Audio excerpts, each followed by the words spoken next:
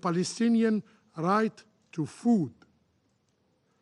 Rejecting it constitutes, however, an approval of starvation as mean of war against hundreds of thousands of Palestinians.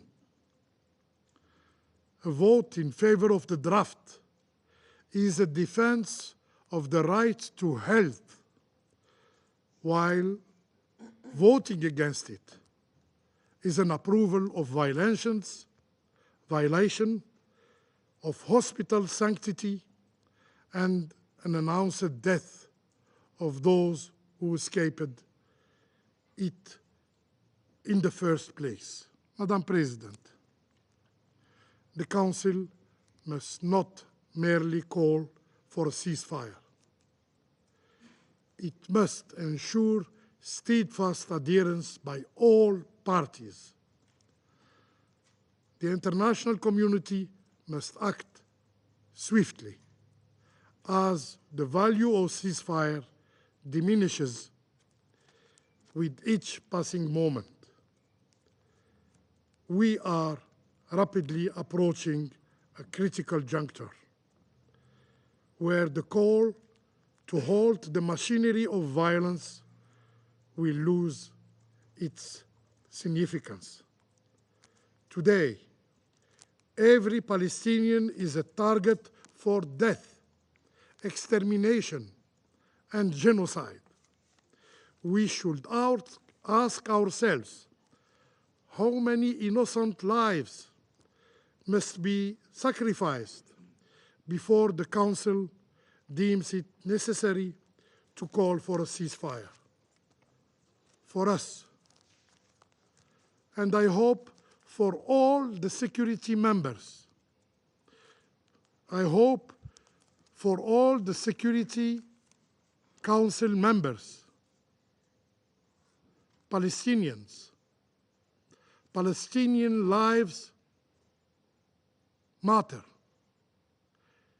Each one of us decide where to stand in this tragic chapter of history. I thank you. I thank the representative of Algeria for his statement, and I now give the floor to the representative of the United States.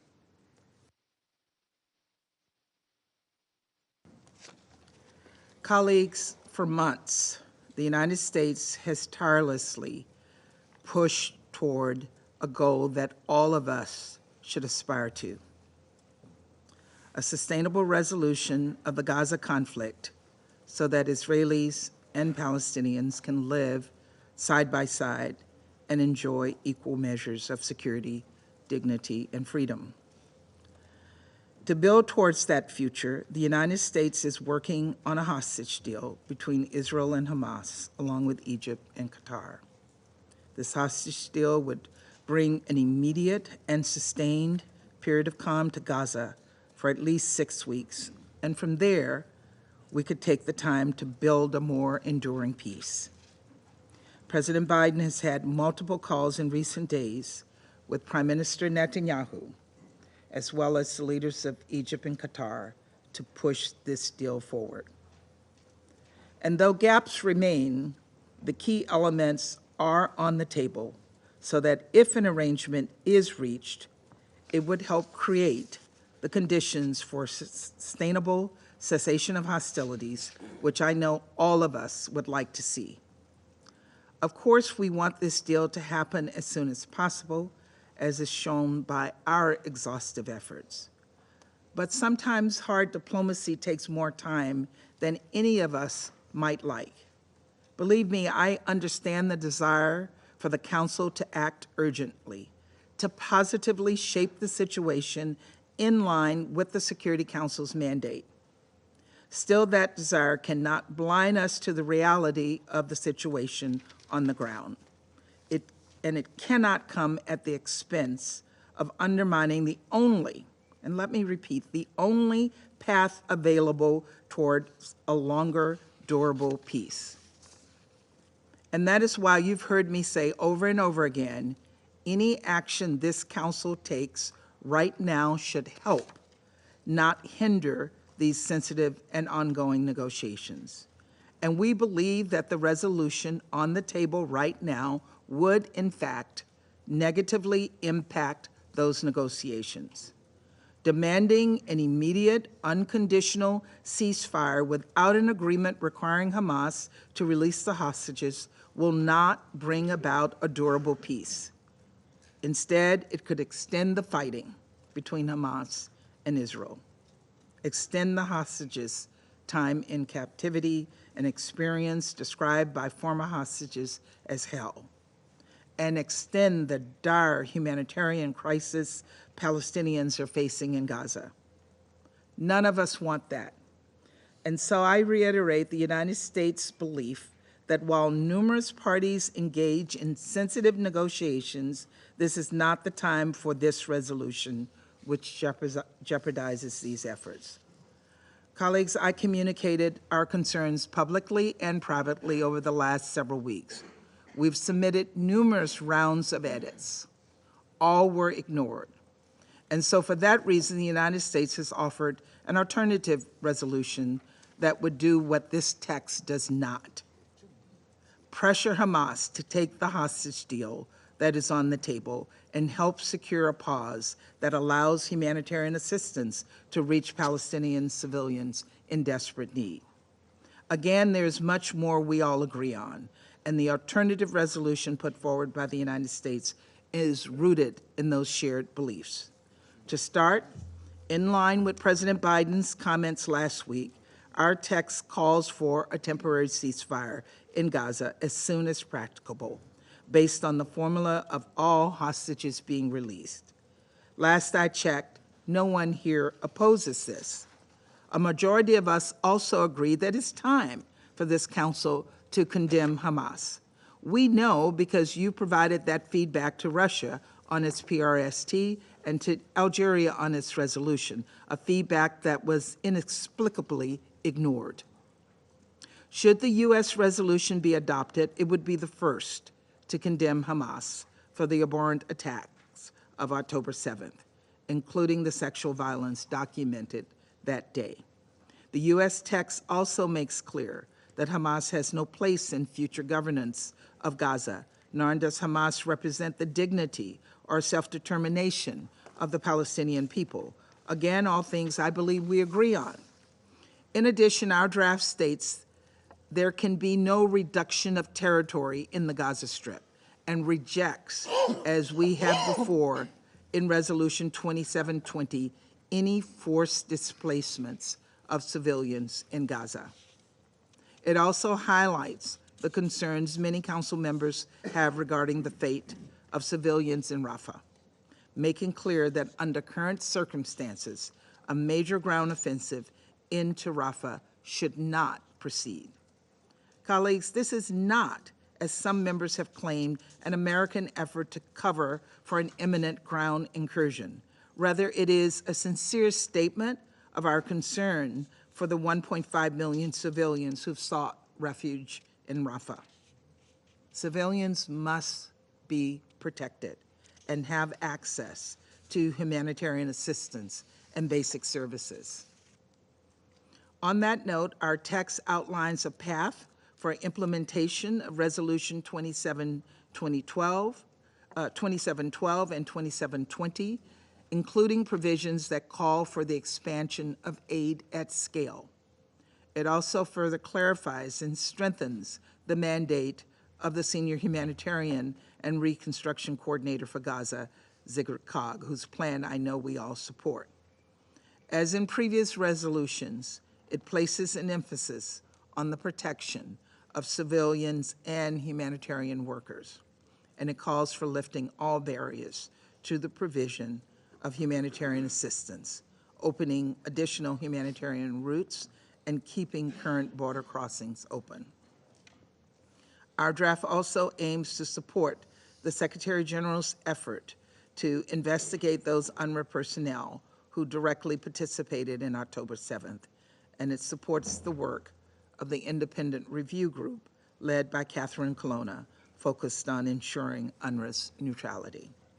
These and other steps are necessary to restore donor confidence. Finally, and as always, the draft reiterates our unwavering commitment to the vision of the two-state solution, where two democratic states, Israel and Palestine, live side by side in peace, within secure and recognized borders, under a revamped and revitalized Palestinian Authority. Colleagues, this resolution reflects the many ideas that have been shared over the past month, but which are not reflected in the text before us today. And we believe it will both support the ongoing negotiations and lay the groundwork for a sustainable peace in the region. But in addition to getting the what of this text correct, we also know it's critical to get the how and when of it right, too.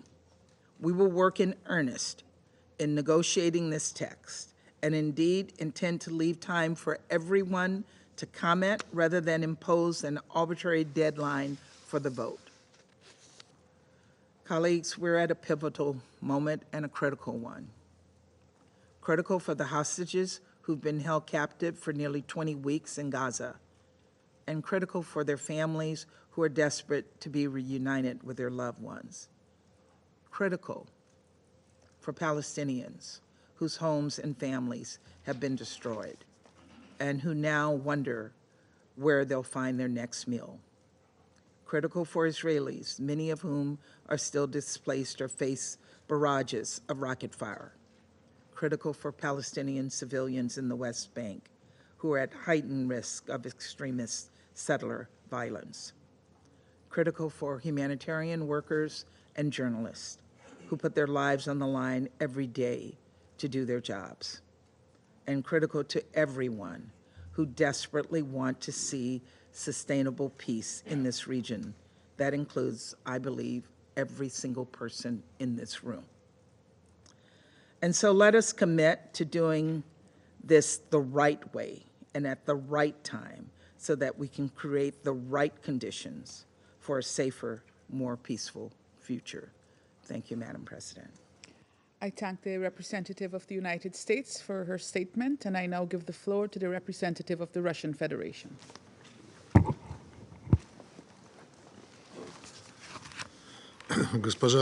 Madam President, for the 5th month now in Gaza, an unprecedented violence has been unleashed in Gaza, the magnitude of which has surpassed any conflict that humankind has encountered following the Second World War. The number of the dead civilians has reached the shocking threshold of 30,000 people, and these are only estimates. In all of this time, the United Nations Security Council has been unable to adopt a critically important resolution with a demand for an immediate ceasefire. I wish to recall that on the 16th of October last year, when Russia proposed the very first draft resolution with this call, the number of the dead Palestinians were approximately 1,000 people. At that point, Western delegations at the Council preferred to abstain en masse in order not to incur the ire of Washington. Colleagues, it will be no exaggeration to state that this new figure, more than 28,000 dead, is the cost of that very first disgraceful inaction. This is the collective responsibility of Western delegations at the Security Council, for whom solidarity within NATO transcends any lofty national declarations on commitment to international humanitarian law, the protection of civilians, and humanitarian personnel. Since then, the United States 3 times exercised the right to the veto, exercised their veto in order to prevent the Council's adoption of demands for a ceasefire. Each time we heard from the U.S. delegation those same duplicitous and hypocritical calls to just wait a little bit longer, to give time for their allegedly effective diplomacy on the ground. However, this did not yield any results ultimately, and it could not yield any results because the real goal of Washington is not to achieve peace in the Middle East, not to protect civilians, but rather to advance their geopolitical agenda, demanding at any cost for their closest Middle East ally to be shielded. This is why Washington, having pushed through in Security Council Resolution 2720, an effective license to kill for Israel, to kill Palestinians on the occupied Palestinian territory under the pretext of, I quote, establishing conditions for cessation of hostilities, which is something we warned about, continues to provide international cover for the authorities of Western Jerusalem and uphold their impunity for myriad crimes against the people of Gaza. Distinguished colleagues, the delegation of Algeria, on behalf of the Arab group, proposed a robust, balanced draft resolution, at the heart of which is a long-anticipated ceasefire. Our colleagues, our Algerian colleagues, organized negotiations in good faith, conscientiously. They consulted with all delegations, and they strove to take their remarks into account, and we wish to highlight in particular the professionalism shown by our Algerian negotiating team. However, the U.S. delegation this time, from the very beginning, effectively put forward an ultimatum demanding a halt to work on the document. Our U.S. colleagues asserted that the draft proposed by Algeria was dangerous insofar as it would obstruct so-called delicate diplomacy on the ground. We just heard the same in this hall. We call on all of you to consider the cynicism of this argument. Effectively, Washington has been proclaiming that the Security Council of the United Nations is in the way of its plans and demanding that it, the Security Council, not interfere in the U.S.'s plans. And my U.S. colleague just yesterday publicly stated that they would vote against the Algerian draft. Distinguished colleagues, the United States time and time again has been demonstrating utter disregard both for international institutions and multilateral diplomacy and international law. Today, essentially, the authority and the standing of the United Nations Security Council is at stake. We call upon the membership of the Security Council to demonstrate solidarity to counter the lawlessness of Washington, which is willing to countenance any sacrifice in any region for the advancement of its geopolitical ambitions. The U.S. government has no concern either for the lives of the people of Gaza nor the views of its own people who are increasingly vocal in their support of the Palestinian people. We should like to hope that within other UN member states and the member states of the Security Council, that they generally listen if not to at least the voice of conscience, but at least to public opinion. Public opinion will no longer forgive United Nations inaction. The situation in the south of the Strip around the city of Rafah is, in the context of Israeli military plans, extremely dangerous. The implementation of these plans will result in a catastrophic increase in the magnitude of the humanitarian disaster, at the epicenter of which are more than 1 million residents of Gaza who have fled hostilities in the city to the border with Egypt. There is a need to do everything possible to prevent this kind of a development. Our shared objective is to stop the bloodshed as soon as possible and to provide conditions for the establishment of sustained channels for the delivery of humanitarian assistance to the people in the Strip. We urge the Security Council membership to vote in support of the Algerian draft. Thank you. I thank the representative of the Russian Federation for his statement. I shall put the draft resolution to the vote now. Will those in favor of the draft resolution contained in document S/2024/173 please raise their hand?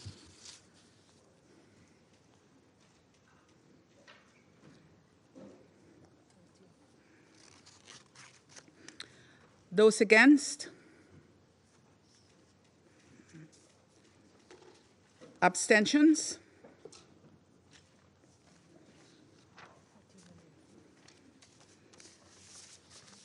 The result of the voting is as follows: 13 votes in favor, 1 vote against, 1 abstention.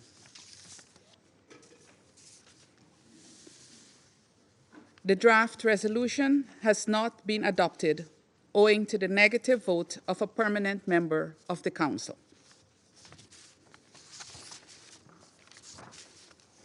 I now give the floor to those members of the Council who wish to make statements after the vote.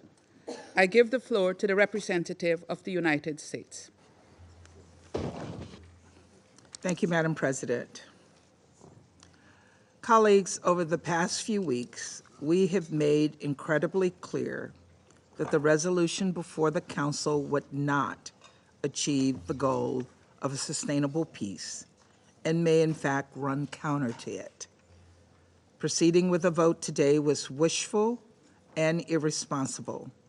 And so while we cannot support a resolution that would put sensitive negotiations in jeopardy, we look forward to engaging on a text that we believe will address so many of the concerns we all share, a text that can and should be adopted by the Council so that we can have a temporary ceasefire as soon as practicable based on the formula of all hostages being released. This temporary ceasefire is critical to getting aid into the hands of Palestinian civilians who desperately need it.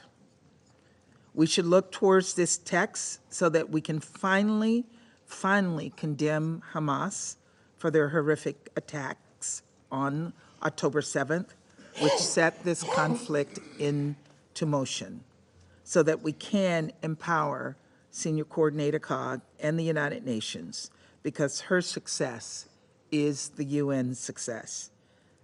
And it is so very needed to ensure civilians get the aid that they need more efficiently and effectively, and just more, period. And so that ultimately we can together help create a future in which Israelis and Palestinians live in states of their own, side by side, in peace. We're committed to engaging constructively on our resolution with you all in the days to come to that end.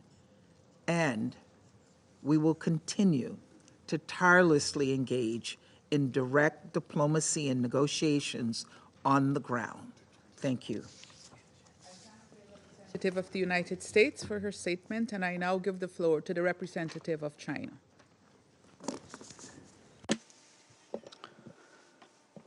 Thank you, Madam President. Madam President, China expresses its strong disappointment by and dissatisfaction with the outcome of the vote just taken. We have voted in favor of the draft resolution. Algeria, on behalf of the Arab states, put forward the draft resolution demanding a immediate ceasefire in Gaza, immediate release of all hostages, guaranteed access for humanitarian supplies, and opposition to forced transfers. This is both urgently required by the situation on the ground, and it is also based on the minimum requirements of humanity, and it should deserve the support by all Council members. Algeria, by displaying reason, sincerity, and open attitude, held lengthy and extensive consultations with all parties on the draft resolution and took on board many constructive ideas, making the draft resolution more balanced.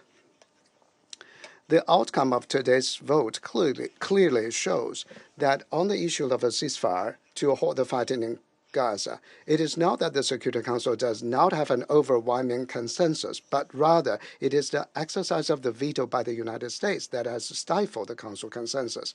The U.S. veto sent a wrong message, pushing the situation in Gaza into a more dangerous one. While the Security Council ceasefire resolution is being vetoed, innocent civilians in Gaza are dying in the fighting, and they are struggling on the brink of death. The U.S. claimed that the Council resolution would interfere with the ongoing diplomatic efforts. Such a claim is totally untenable. Given the situation on the ground, The continued passive avoidance on an immediate ceasefire is nothing different from giving a green light to the continued slaughter. While the Security Council ceasefire resolution is being vetoed, the spillover of the conflict is destabilizing the entire Middle East region, leading to a rising risk of a wider war. Only by extinguishing the flames of war in Gaza can we prevent the fires of hell from engulfing the entire region. The Council must act quickly to stop this carnage in the Middle East. While the Council ceasefire resolution is being vetoed, the basics of international law are being trampled upon, and the bedrock of the multilateral system is being eroded. The Secretary General of the United Nations has already written to the Council invoking Article 99 of the Charter, and the International Court of Justice has issued provisional measures. The Council must respond forcefully to the serious violations of the international law and the international humanitarian law in the Gaza conflict and uphold the authority of international rule of order. Madam President, the Security Council must take actions to push for a ceasefire. This should not be a matter of debate, but rather this is a moral obligation that the Council cannot shy away. It is a legal responsibility that the Council must assume. Even more so, this is a political requirement that the Council must fulfill in accordance with the Charter. The veto cannot muffle the strong call for a ceasefire and an end to the war. The Security Council cannot stop its work to uphold justice and fulfill its responsibilities just because of the veto. China urges Israel to heed a call of the international community, abandon its plan for Rafah offensive, and stop its collective punishment of the people of Palestine. We expect countries having significant influence to do less of their political calculations, to be truly impartial and responsible, and to make the right choice in pushing for a ceasefire in Gaza.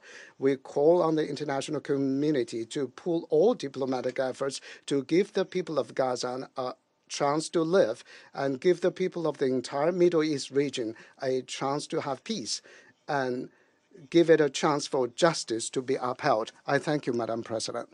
I thank the representative of China for his statement, and I now give the floor to the representative of Slovenia. Thank you very much, Madam President. We voted for the resolution because the killing of civilians in Gaza must stop. The suffering that Palestinians are enduring is beyond anything a human being should be subjected to. A possible Israeli ground offensive in Rafah would have unimaginable humanitarian consequences. It would push us on a path of no return. It is our duty to react before we wake up in a nightmare. And that's why we are convinced it is high time for the Council to pull a brake. Let me emphasize once again that Slovenia condemns the horrific terrorist attack by Hamas on 7 October, as well as their continuing attacks on Israel. We continue to call for immediate and safe release of all hostages. We feel the pain of their relatives and loved ones. And we thank the leaders of Egypt, Qatar, and the United States for their tireless efforts, and we hope that negotiations they are facilitating will soon bring peace to Gaza and return the hostages home safely. However, it is the responsibility of this Council to maintain international peace and security. We believe that everyone can and should contribute their piece of the puzzle that will eventually bring peace. We believe in complementarity of all efforts, bilateral, regional, or those of the Council. The Council's role is important, and it is indispensable in order to end hostilities, to bring hostages home, to rapidly and safely deliver humanitarian assistance, and to draft a day-after roadmap. Lastly, the Council has a responsibility towards the international community. Its expectations have been clearly expressed through a General Assembly resolution with the overwhelming support of Member States. It has been clearly manifested by citizens across the globe. Their voices are loud and clear. The war needs to stop. The Security Council needs to hear these voices of global consciousness and respond to their demands and pleas. And it all starts with a call for a ceasefire, to end hostilities, to bring hostages home, to bring water and food to starving Palestinians, and to silence and clear the skies over Gaza and Israel. A call addressed to both sides, Israel and Hamas. It is our firm belief that Algeria proposed a balanced text, calling for respect of international humanitarian law and human rights law, addressing all violations committed by both sides of the conflict, and calling for accountability for those violations. It is putting protection of civilians as a civilized norm in the center of our action. We therefore deeply regret that the Council was not able to pass this resolution, which we supported strongly. But we cannot give up. It is our responsibility to continue working towards a consensus in this body for peace in the Middle East. Thank you. I thank the representative of Slovenia for his statement, and I now give the floor to the representative of Switzerland. Merci, Madame la Thank you, Madam Chair. Switzerland voted in favor of the draft resolution and regrets that it was not adopted despite the very broad support it enjoys among the members of this Council.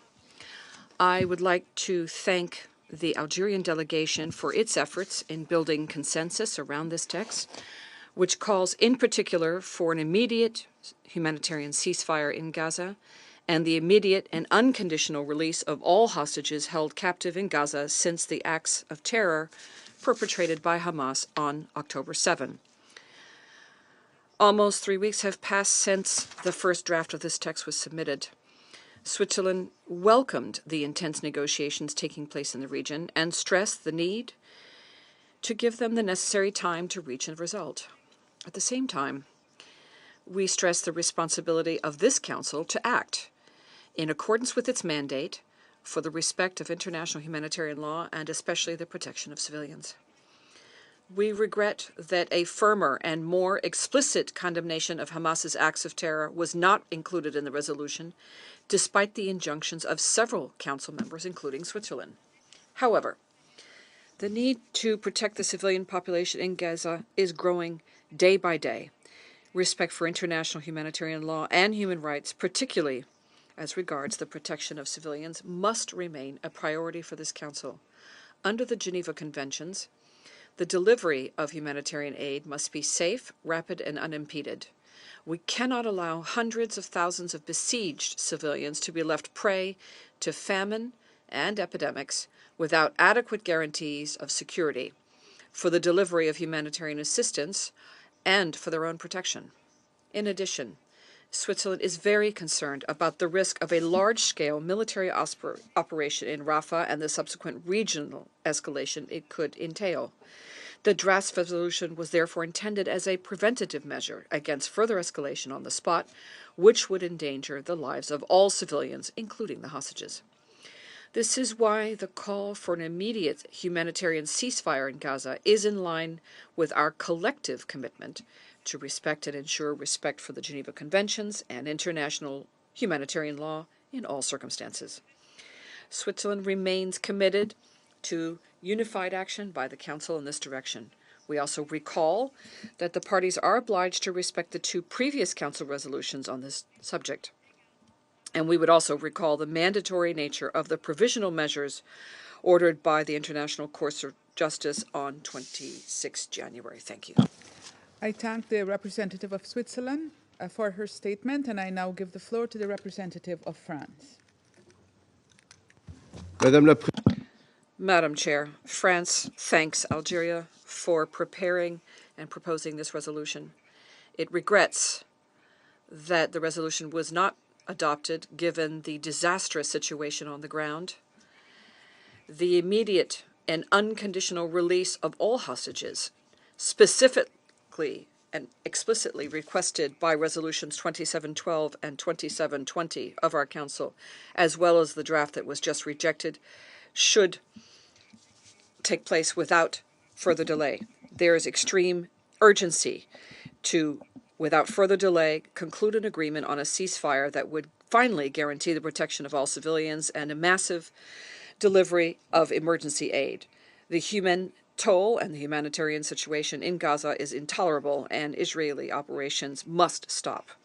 It's urgent to massively deliver humanitarian aid to the Gaza population. It's imperative to open the Ashdod port and open a land path directly between Jordan through all points of passage. It's also incomprehensible and unacceptable that this council still has not condemned the terrorist acts committed by Hamas on 7 October with other terrorists and sexual violence used as a weapon of war by these terrorists. We strongly deplore this situation and call upon the council to rapidly clear itself of this ambiguous guilt. France reiterates its attachment to Israeli security and will continue to resolutely be committed to full mobilization of this council on all aspects of this crisis: security, humanitarian, and also political. We recall that only a two-state solution can possibly meet the needs of security for Israel and the Israeli people, as well as the legitimate aspiration of the Palestinians to a state. It involves the creation of a Palestinian state that would live in peace and security alongside Israel. Thank you. I thank the representative of France for his statement, and I now give the floor to the representative of Mozambique. Madam President, I wish to begin by expressing our gratitude to the Presidency of Guyana for having convened this meeting to take action on this important resolution on the Middle East, including the Palestinian question.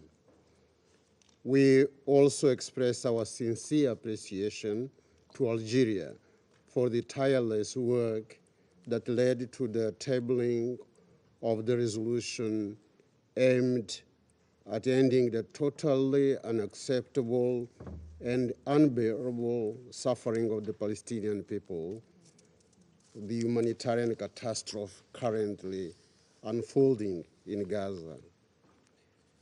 Madam President, by voting in favor of this Security Council resolution, Mozambique aligns herself with the international community as a whole in its effort that overwhelmingly calls for the immediate cessation of hostilities in the Gaza Strip. We consider it imperative that all parties scrupulously comply with their obligations under international humanitarian law and international law, human rights law, in particular with regard to the protection of civilians and civilian infrastructures.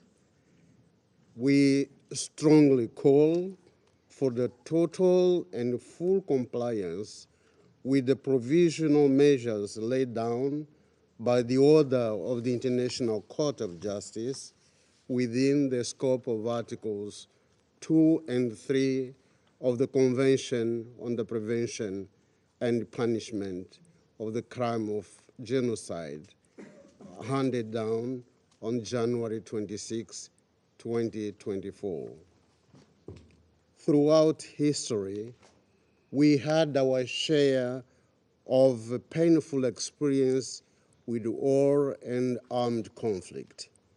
It is on this basis and on the dictates of the laws of war that we embrace that Mozambique firmly opposes the forced displacement of the Palestinian civilian population, women and children in particular. In that connection, we strongly appeal for the full implementation of the United Nations Security Council resolutions 2712 of 2023 and 2720 also of 2023. In the same vein, Mozambique demands the immediate and unconditional release of all hostages, as well as a guarantee of humanitarian access to meet the medical needs of all hostages. Mr. President, Madam President, we urge the international community and this Security Council in particular to continue working tirelessly together towards achieving peace and stability in the region based on a two-state solution for the people of Palestine and Israel. I thank you, Madam President. I thank the representative of Mozambique for his statement, and I now give the floor to the representative of the Republic of Korea. Thank you, Madam President. The Republic of Korea voted in favor of the resolution proposed by Algeria, considering the urgent need for a humanitarian ceasefire to end the suffering of civilians in Gaza. Right now in Rafah, where more than half of the entire population of Gaza is densely packed, people are panicking at a looming catastrophe that may be caused by a full-scale ground operation. The Republic of Korea could not ignore the possibility of another humanitarian calamity that will lead to a huge number of fatalities. Nonetheless, we adhere to our position that the heinous terrorist attacks by Hamas on the 7th of October is the direct cause of the current disaster in Gaza. Thus, it is regrettable that a clear and unified condemnation of the deplorable terrorist acts perpetrated by Hamas was missing in the draft resolution. Madam President, the Republic of Korea takes note that serious negotiations among key stakeholders, namely Egypt, Qatar, US, and Israel, are vigorously ongoing on the ground to achieve the long overdue release of the hostages. We express our strong support and appreciation for these efforts.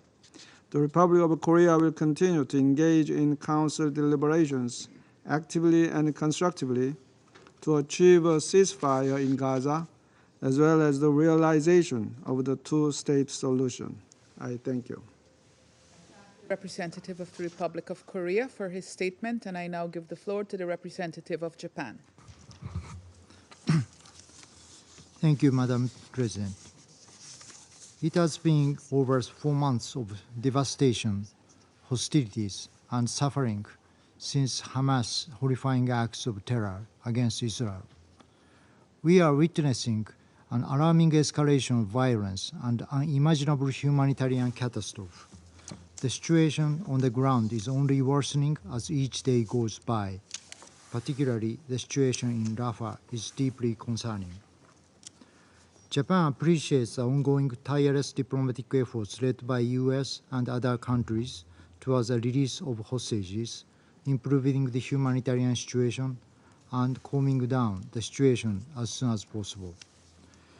Japan believes that humanitarian ceasefire needs to be realized promptly in such a way to ensure a conducive environment for sufficient humanitarian assistance activities, as well as to lead to the release of the remaining hostages, therefore resulting in realization of a sustainable ceasefire. Based on this position, we call on all the parties concerned to act immediately from a humanitarian viewpoint. In this vein, Japan voted in favor of this draft resolution. We would like to express our gratitude to Algeria for their efforts to coordinate various positions among the Council members. At the same time, in efforts to ensure a more fair and balanced text, the resolution should have included a condemnation of Hamas terrorist attacks, which the Security Council has so far failed to speak out. Though we couldn't agree on a resolution which all the Council members can support, we are all engaging seriously to stop the violence. This Council should be a place to explore and find a peace and security jointly, not a place to aim for finger-pointing. Japan will continue to work constructively with other Council members to find a path forward for peace and stability in the region. Thank you. I thank the representative of Japan for his statement, and I now give the floor to the representative of Malta. Thank you, President. Malta also thanks Algeria for their measured and constructive approach as penholders throughout the negotiations. Malta voted in favor of this draft, and we unequivocally reiterate our call for a permanent ceasefire. It is therefore regrettable that the use of the veto prevents this Council from calling for an end to this conflict.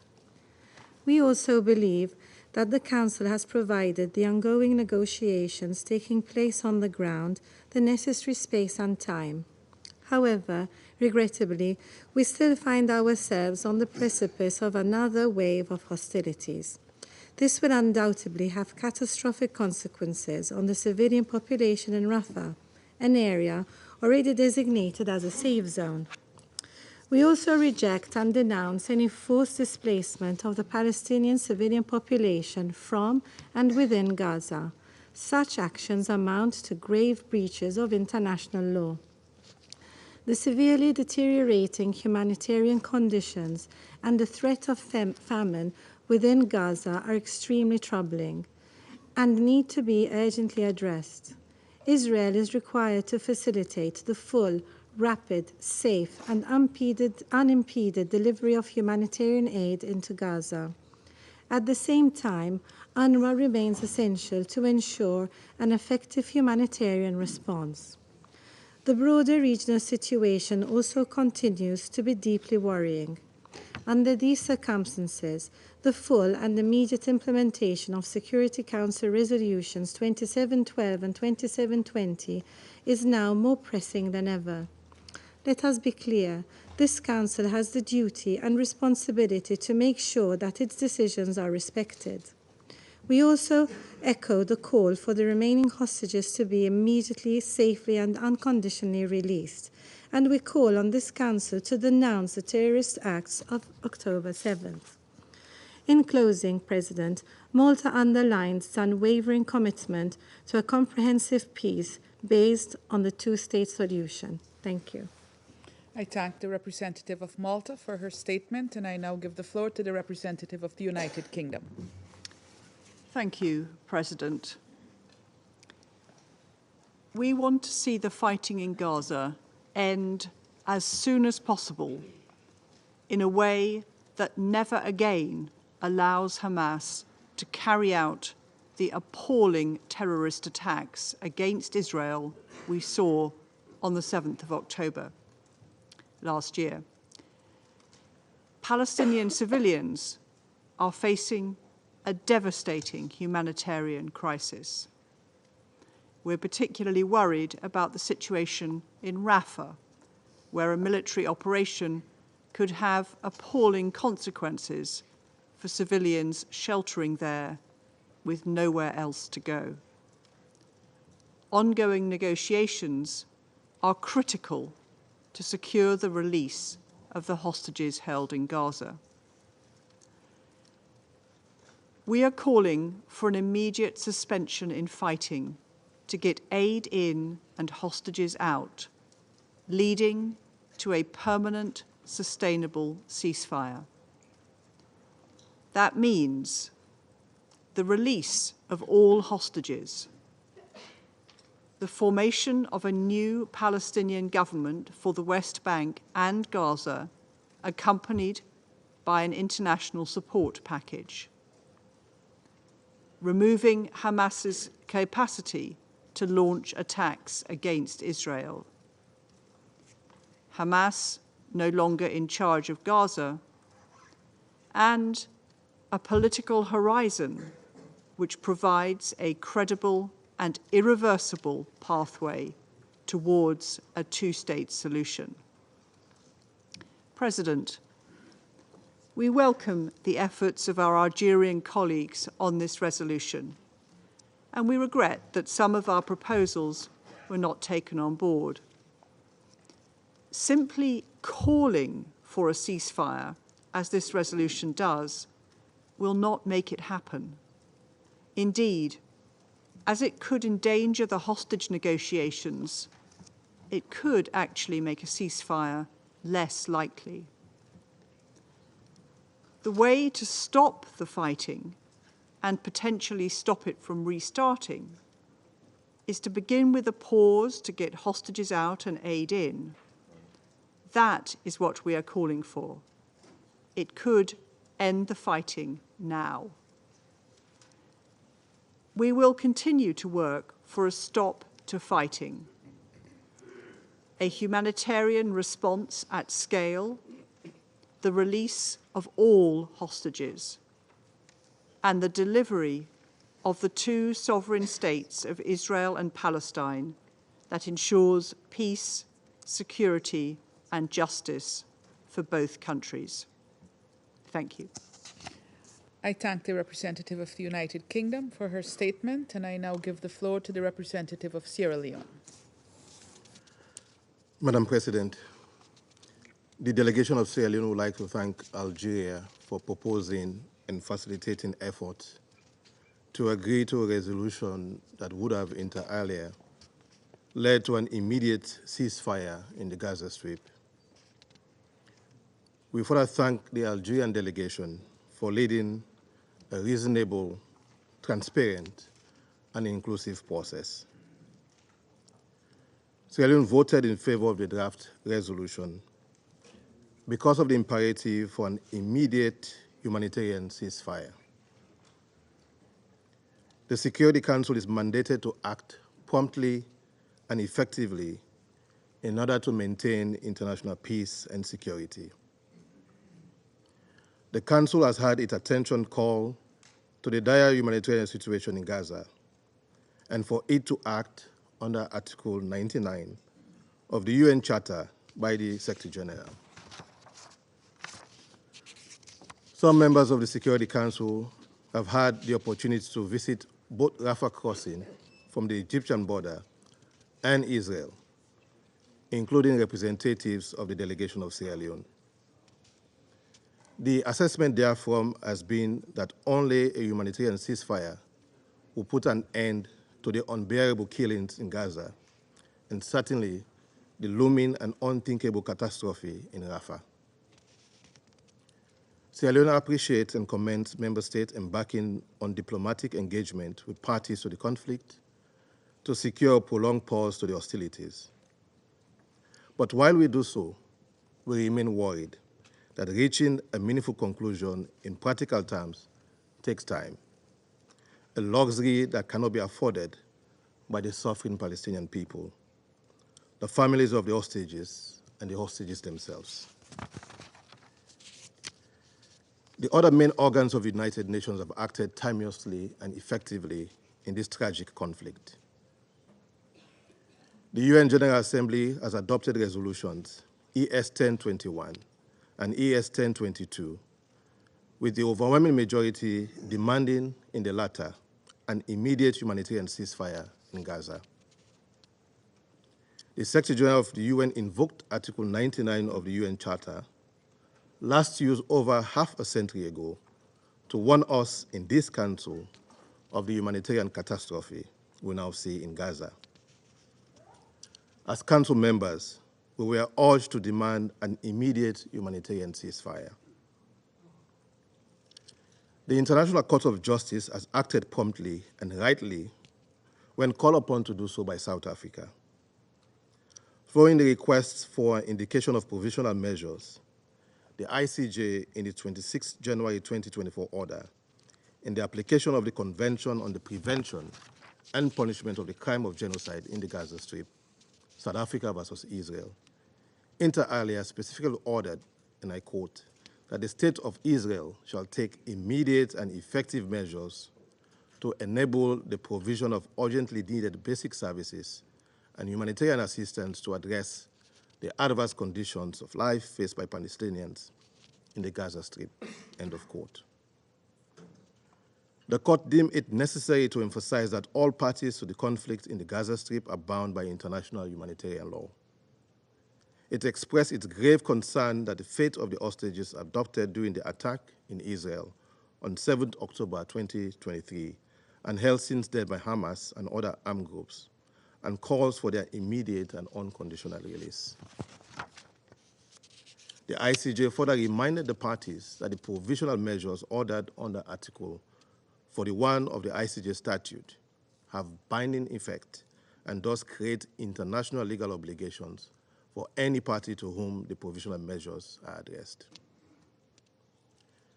Sierra Leone is of the view that in the absence of any prima facie change in the current perilous humanitarian conditions prevailing in Gaza, coupled with the continuing perpetuation of the hostage situation following the 26 January 2024 order of the ICJ, the UN Security Council is now more than ever compelled to act, to use the myriad of tools available to us as a council to save human lives and put a check on the mounting death toll and inordinate destruction of civilian objects.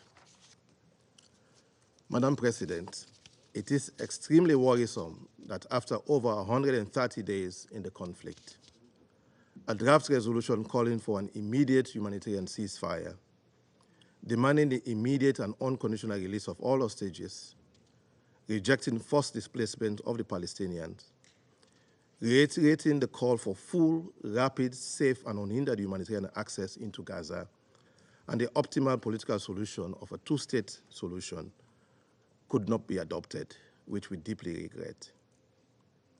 At this stage, with the immense suffering, death, and anguish in Gaza, the Security Council must not relent until a complete halt to the continuing hostilities in Gaza Strip and in the West Bank is achieved. To do otherwise is to accept passively the prevalent criticisms of dysfunctionality of this council.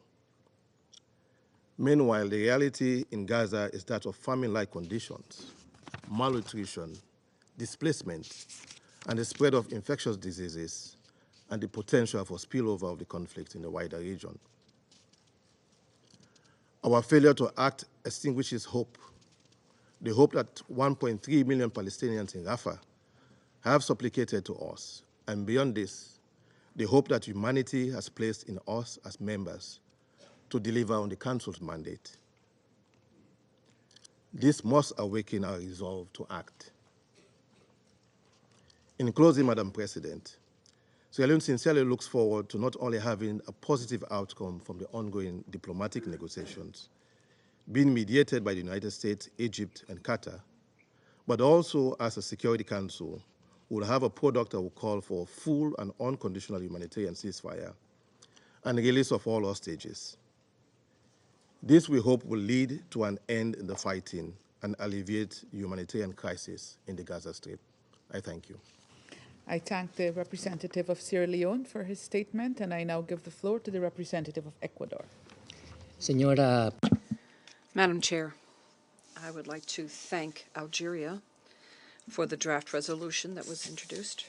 Ecuador voted in favor of it, given that it believes that the Council needs to take a stand on the humanitarian situation, which is constantly unraveling with thousands of innocent victims. The draft that we just voted on was not perfect and included in it all the issues that we think were appropriate, but it was presented after a negotiations process that included the necessary elements about a situation which is deteriorating minute by minute. Mainly, it requests a humanitarian ceasefire that would make it possible to alleviate the situation for the civilian population. And it also demands the immediate and unconditional release of all hostages, and it deplores the violence against civilians and all acts of terrorism, including, implicitly, the horrific acts committed by Hamas in October of last year. However, it's worth mentioning that Ecuador, like several members of the Council, insistently required that the text have an explicit condemnation of the terrorist actions of Hamas. And we regret that it was not included in the text. That condemnation was not there. However, we think it's important to clearly signal the responsibility that is evident of all those present and also point to the responsibilities that will be seen in future. Ecuador, Madam Chair, regrets at this time that it was not possible to adopt a resolution, and it will continue working so that the Council can take a stance and act effectively through successful adoption. Thank you. The representative of Ecuador for his statement, and I now give the floor to the representative of the Russian Federation.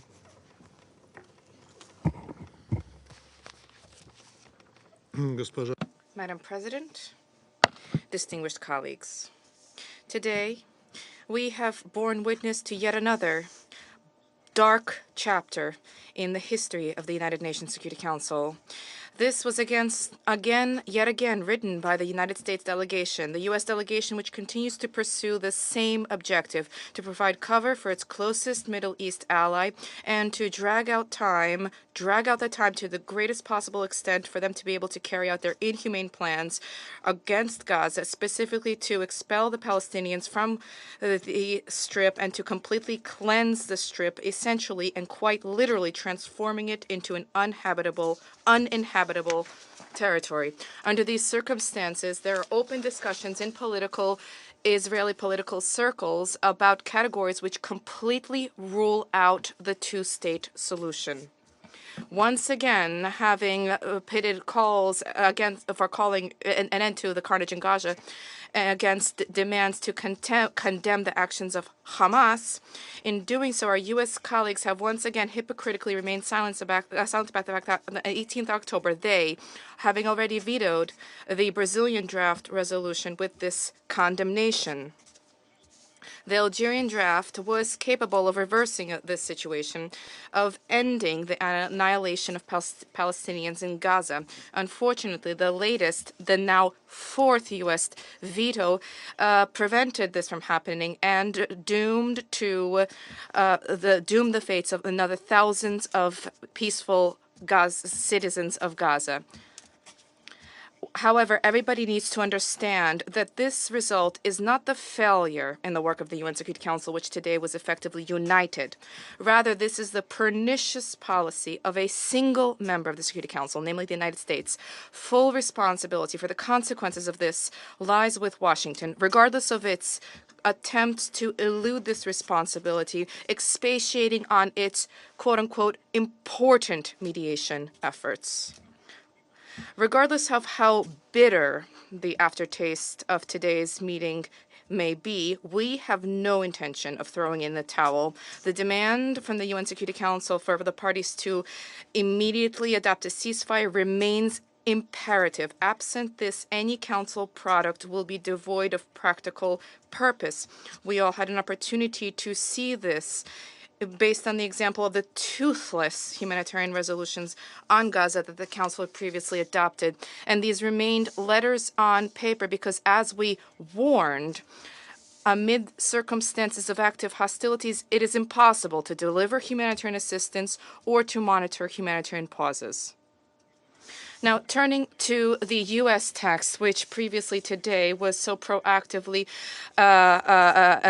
championed by the United States representative, as far as we are aware, this text has not even been officially circulated at the Security Council, not to mention the fact that there was no comprehensive or meaningful discussion thereof.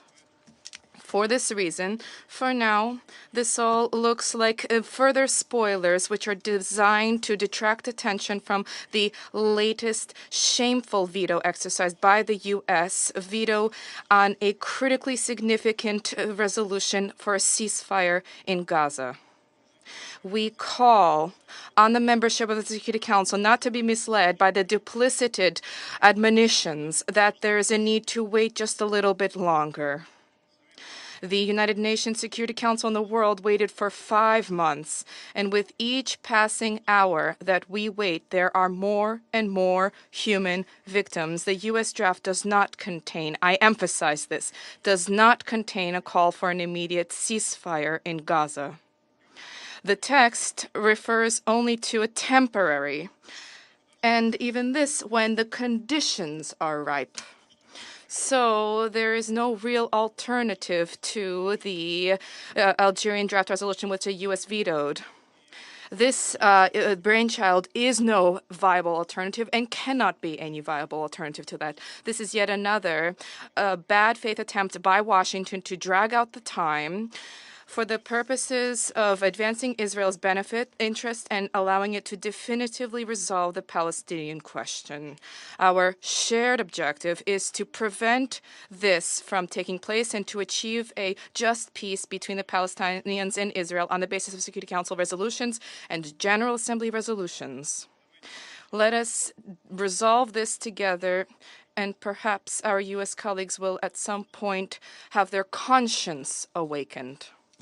Thank you. Representative of the Russian Federation for his statement, and I now give the floor to the representative of Algeria. Thank you, Madam President.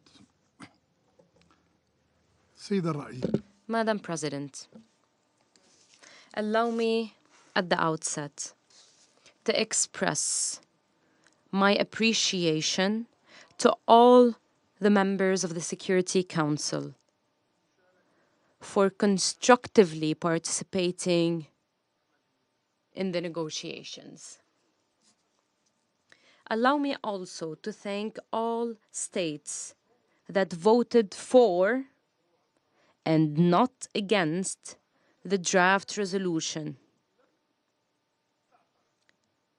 I also thank those who abstained, because this draft resolution calls mainly for a ceasefire in Gaza. The draft resolution would have sent a strong message to Palestinians, saying that the world is not standing idly by their suffering. However, and unfortunately, the Security Council failed once again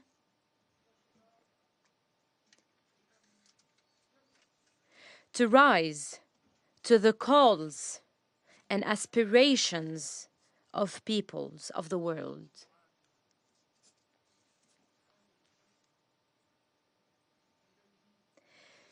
This failure does not absolve the Security Council of shouldering its responsibilities. This failure does not absolve the international community of its obligations vis-à-vis the unarmed Palestinian people. This failure does not absolve the occupation power of its obligation to implement the precautionary measures ordered by the International Court of Justice. It is high time for the aggression to end. It is high time for humanitarian assistance to be delivered across Gaza.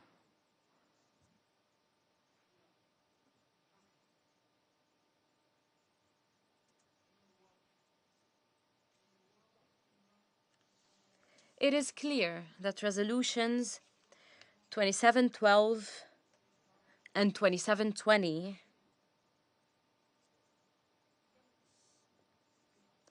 did not achieve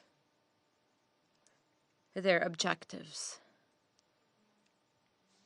It is clear that assistance did not meet the basic needs of the Palestinian people. We have to acknowledge that only a ceasefire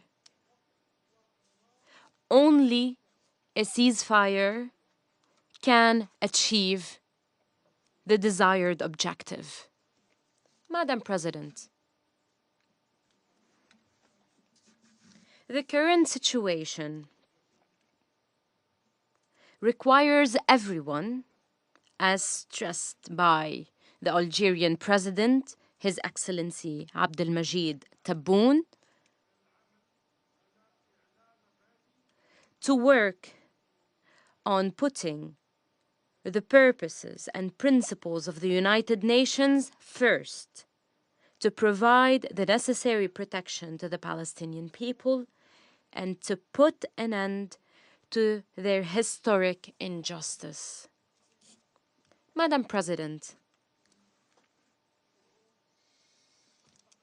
the people of our region have always looked up to the Security Council as the source of international legitimacy. However, and unfortunately, the Security Council has failed them once again. Our message to you today is that the international community should respond to the calls for ending the killing of Palestinians by calling for an immediate ceasefire.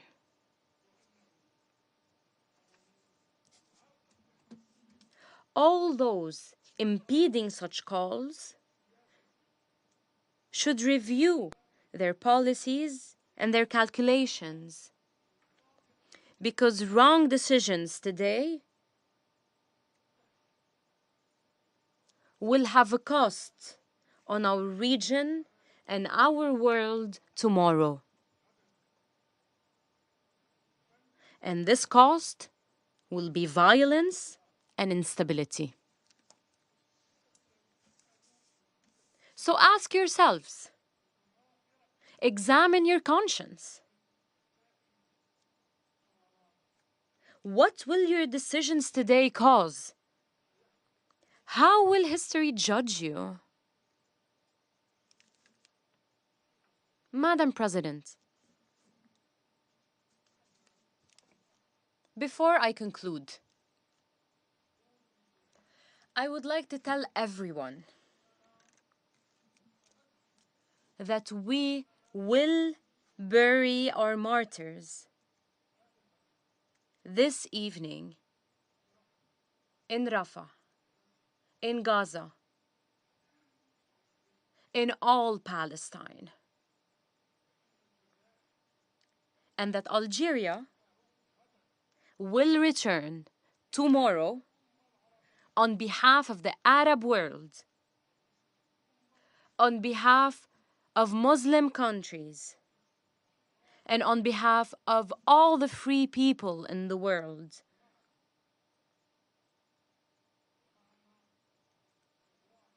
Powered by the souls of thousands of innocent people killed by the Israeli occupation,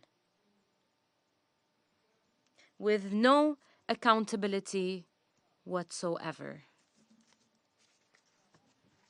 Algeria will return to knock on the doors of the Security Council once again to call for putting an end to the bloodshed in Palestine.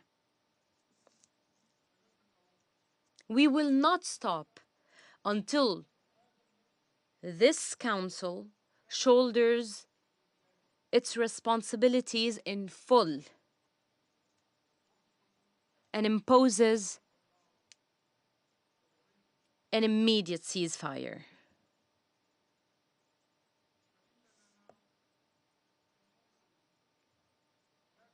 We will never tire, and we will never stop. Thank you, Madam President. I thank the representative of Algeria for his statement. I shall now make a statement in my capacity as the representative of Guyana. Colleagues, Guyana is disappointed that this Council has once again been unable to deliver a ceasefire for the people of Gaza. A ceasefire is the difference between life and death for the hundreds of thousands of Palestinians and others trapped in the war zone that Gaza has become.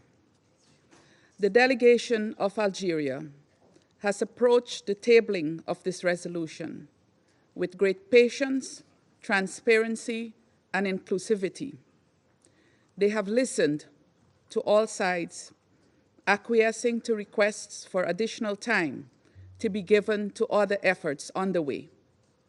It has been almost 3 weeks since the draft was circulated, and we still find ourselves at square one.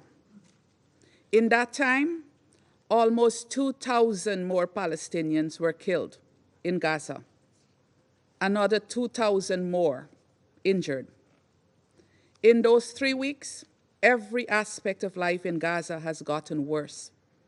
Internal displacement has increased, with a serious crisis underway in Rafah.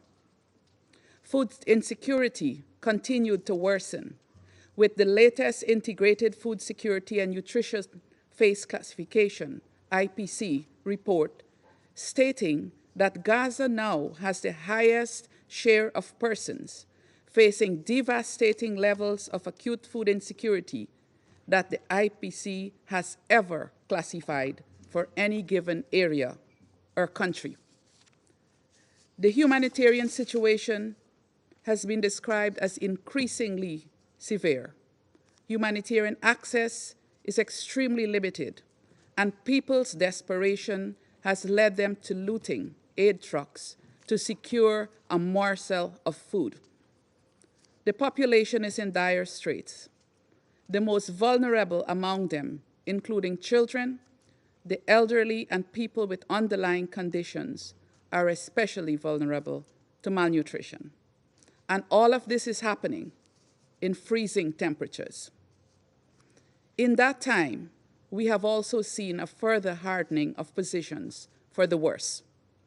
For example, we have heard the determination of the Israeli government to proceed with a ground operation in Rafah, despite the strong urgings to the contrary by many of its friends and partners and others in the international community. We know what a ground operation in Rafah would mean for the people who were driven there by the Israeli Defense Force. The ICJ orders of 26th of January are being completely ignored, as though there is no obligation to adhere to them. UN personnel are continuing to operate in Gaza under these extremely dangerous circumstances, with unprecedented numbers of them killed since 7th of October. Deconfliction mechanisms are not being respected, so everyone is at risk and nowhere is safe.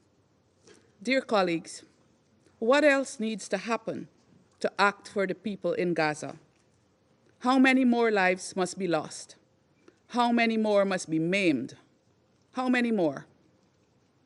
We need a ceasefire now. Resolutions 2712 and 2720 cannot be fully implemented if there is no ceasefire. The longer we take to agree on the need for a ceasefire, the longer this Council will be seen as being complicit in what is taking place in Gaza.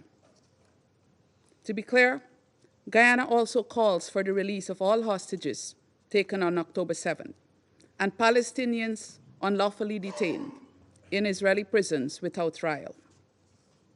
Though progress has been stalled for decades, the two-state solution still remains the best option for a permanent and lasting resolution of the Palestinian question.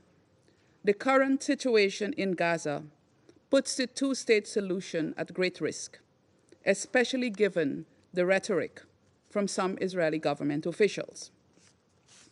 Guyana calls on this Council to act now for Gaza and for the future of both Palestine and Israel. A peaceful and stable Israel depends on a peaceful and stable Palestine. The two are not mutually exclusive. And a peaceful Palestine and Israel is crucial for lasting peace and stability of the Middle East region. I thank you. I resume my function as President of the Council. I now give the floor to the permanent observer of the Observer State of Palestine. Madam President, we thank you and your friendly country, Guyana, for your leadership of the Security Council. We thank Algeria for all its efforts and its statement that my brother Ammar delivered a few minutes ago in bringing forth the draft resolution on behalf of the Arab group that has just been voted regarding the grave situation that continues to be faced by the Palestinian people in the Gaza Strip as Israel, the occupying power, carries on with its genocidal war. We also thank the 13 members of the Security Council who voted in favor of the draft, and we thank you also for your intense engagement with the Arab group led by our brother, the Ambassador of Algeria, during the course of the last 3 weeks, negotiating in good faith, of trying to save the Palestinian people's lives in the Gaza Strip and not to allow the looming catastrophe flying over our heads in having a further catastrophe on the Gaza Strip. We sincerely thank you for that effort, for your principled position, and for your determination that a ceasefire has to be demanded, implemented now to save lives, to save the Gaza Strip, to save the 1.5 million Palestinians in the Rafah district.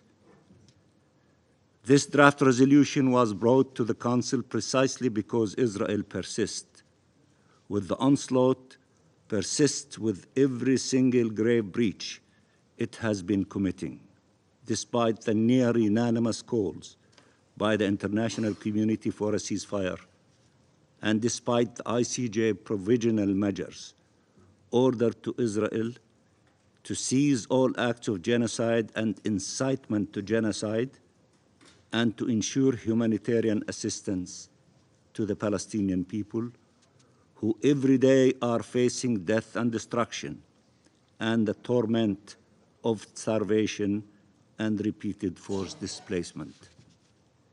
It has been nearly 3 weeks since I last addressed the Council following the Court's order appealing for action to be taken to ensure the implementation of the provisional measures, to ensure a ceasefire that would protect the Palestinian people and avert the further ravaging of their lives by the Israeli onslaught. But our appeals have regrettably been to no avail.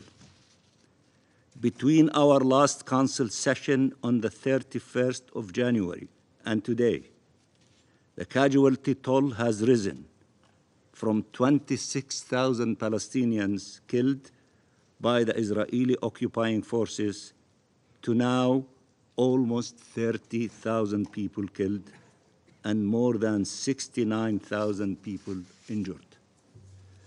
This means that in just the past 20 days alone, Israel has killed nearly 4,000 more Palestinian children, women, and men in just 20 days. This is a deplorable consequence of inaction.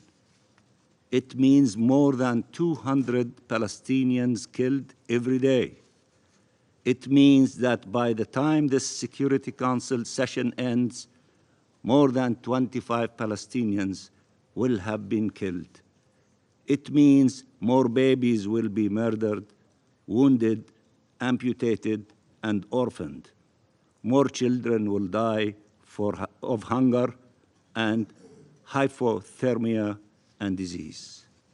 It means the continued threat of the further forced displacement of families the looming danger of a mass expulsion or worse, slaughter of the nearly 1.5 million people in Rafah who have nowhere to flee, no protection whatsoever. It means the continued deprivation of the entire population of Gaza, left without food, water, medicine, and shelter, essential to alleviate suffering and ensure survival. It means that the human lives that could have been spared and saved are instead being forsaken to Israel's genocidal war machine, deliberately, knowingly, by those who oppose a ceasefire. We all know this. We know the staggering figures. We have heard the warning from the Secretary General, the heads of all UN agencies on the ground, dozens of independent special rapporteurs and humanitarian and human rights agencies the world over. We have seen it with our own eyes in pictures and videos that have seared and stained our collective conscience and broken our hearts and our humanity. In the face of Israel's brazen violation of the ICJ order, the court sent another warning, issued another decision on 16 February, reminding Israel that it is bound to fully comply with its obligations under the Genocide Convention and all the provisional measures ordered by the court on 26 January. The court also had to remind Israel that its obligations are immediate and should be effective.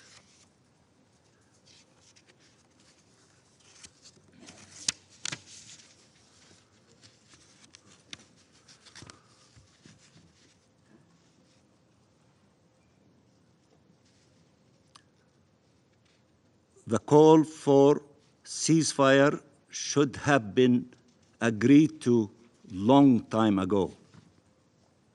What threshold needs to be crossed for this Council to finally demand a ceasefire? What could be more serious than the crime than genocide? History, as my brother Ammar said, is going to judge the Council harshly. It is already doing so, impairing its credibility and authority in the eyes of people all over the world, perhaps irreparably. But we will not be complacent in this inaction. We have a duty to our people to seek every possible pathway to bring an end to the slaughter, an end to the trauma and terror, an end to the threats to expel them from their land. We will not be silent, and we will act with every legitimate means to uphold our sacred obligations to defend and protect our people and to pursue justice for them. That is why we have come back to the Security Council over and over again, imploring it to act to protect our people.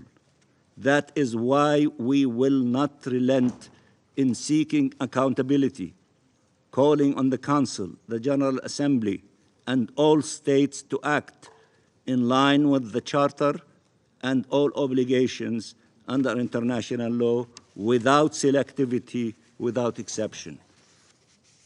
We will not stop demanding accountability for the war crimes, crimes against humanity and genocide that Israel is perpetrating against the Palestinian people.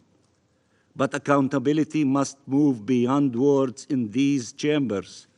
It must mean real consequences for the occupying power for its criminal behavior.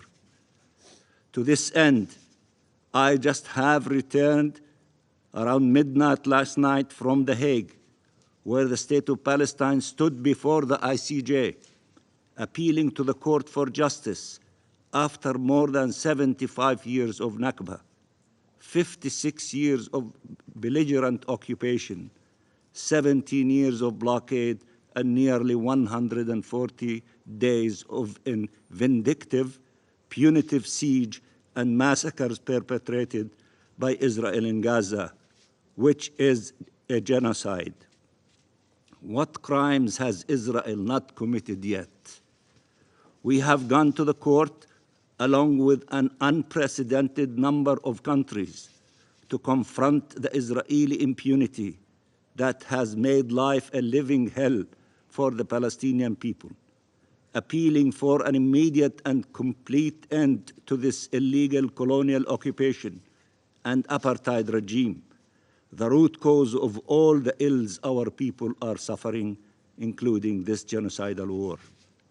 The court has undertaken its solemn duties, acting swiftly both in response to the case brought by South Africa against Israel under the Genocide Convention and in response to the General Assembly's request for advisory opinion, which we hope will be a true turning point in the quest for accountability and for justice for the Palestinian people. When will the Security Council finally undertake its solemn duties? When will the Council act to demand the ceasefire that has been demanded by the rest of the international community majority for months now? The veto of this draft resolution is not only regrettable after weeks of consultations with every single Council member, and after endless patience by the State of Palestine, the Arab states, and nearly the entire international community that for months have demanded a ceasefire. It is absolutely reckless and dangerous against shielding Israel even as it commits the most shocking crimes while exposing millions of innocent Palestinian civilians to its wrath and more untold horrors. It is not Israel that should be protected by the veto. It is Palestinian children, women, and men who must be protected by this Council acting now. Only with a ceasefire can we give a chance for life, for Resolution 2712 and 2720 to be implemented, as the President of the Security Council has indicated correctly. Ceasefire would allow these two resolutions to be implemented for humanitarian assistance to reach the millions of desperate people in need, for UNRWA and other UN agencies to deliver life-saving aid, and a chance for our collective efforts to chart a path for justice and peace. And as long as the Council fails to demand a ceasefire, it will be considered not only derelict in its duties, but an enabler of the most horrific crimes we are witnessing in these days in Gaza. The message given today to Israel with this veto is that it can continue to get away with murder. Israel cannot and should not and will not get away with it. We will not allow it. This veto does not absolve Israel of its obligations, nor of those who shield it. Not here in the Security Council, not in the ICJ, and not anywhere. Even if the Security Council continues to shirk its responsibilities, to be obstructed by the veto of a permanent member over and over, the other organs of the international system are upholding their responsibilities. And one day or another, Palestinian children will not be viewed as a demography threat, but as children with a right to life and to fulfill their hopes and dreams. I thank you, Madam President. I thank the permanent observer of the Observer State of Palestine for his statement. I now give the floor to the representative of Israel. Thank you, Madam President. Since October 7th, this Council has voted upon numerous resolutions constructed around the same flawed theme, the concept of a ceasefire. This word is constantly mentioned in the Security Council, in the General Assembly, and by UN officials and agencies, as if it is a silver bullet, a magical solution to all of the region's problems. For the past 137 days, the only solution discussed on the international stage is this absurd notion of a ceasefire. Will a ceasefire bring home the hostages? Will a ceasefire eliminate Hamas? Will a ceasefire disarm Hezbollah, the Houthis, and all the other Iranian terrorist proxies in our region? Will a ceasefire end the genocidal ambitions of Palestinian terror groups aiming for Israel's annihilation? We're still waiting for President Abbas to condemn the October 7th massacre. What exactly will this silver bullet ceasefire achieve? A ceasefire achieves one thing and one thing only: the survival of Hamas. Exactly the opposite of how it's portrayed. A ceasefire is a death sentence for many more Israelis and Gazans. Supporting a ceasefire means supporting the survival of jihadist terrorists that will continue butchering Israelis and endlessly spilling the blood of innocents. There is a reason, dear colleagues, that the ICJ unanimously and rightly rejected South Africa's attempt to undermine Israel's right to defend itself by calling for a ceasefire. The very idea that Israel would be denied this fundamental right while Hamas would be free to continue its terror and hold hostages is morally unthinkable, because as you know, Hamas is not going to even read your resolutions. So why are some on this council so determined to impose harmful measures that the ICJ refused to take? You all know the answers. Colleagues, a ceasefire is the epitome of a kick-the-can-down-the-road policy. A ceasefire today means immunity for baby killers and rapists. It's an easy way to make this problem an issue for another day. With a ceasefire in place, Hamas will regroup, rearm, and their next attempted genocide against Israelis will only be a question of when, not if.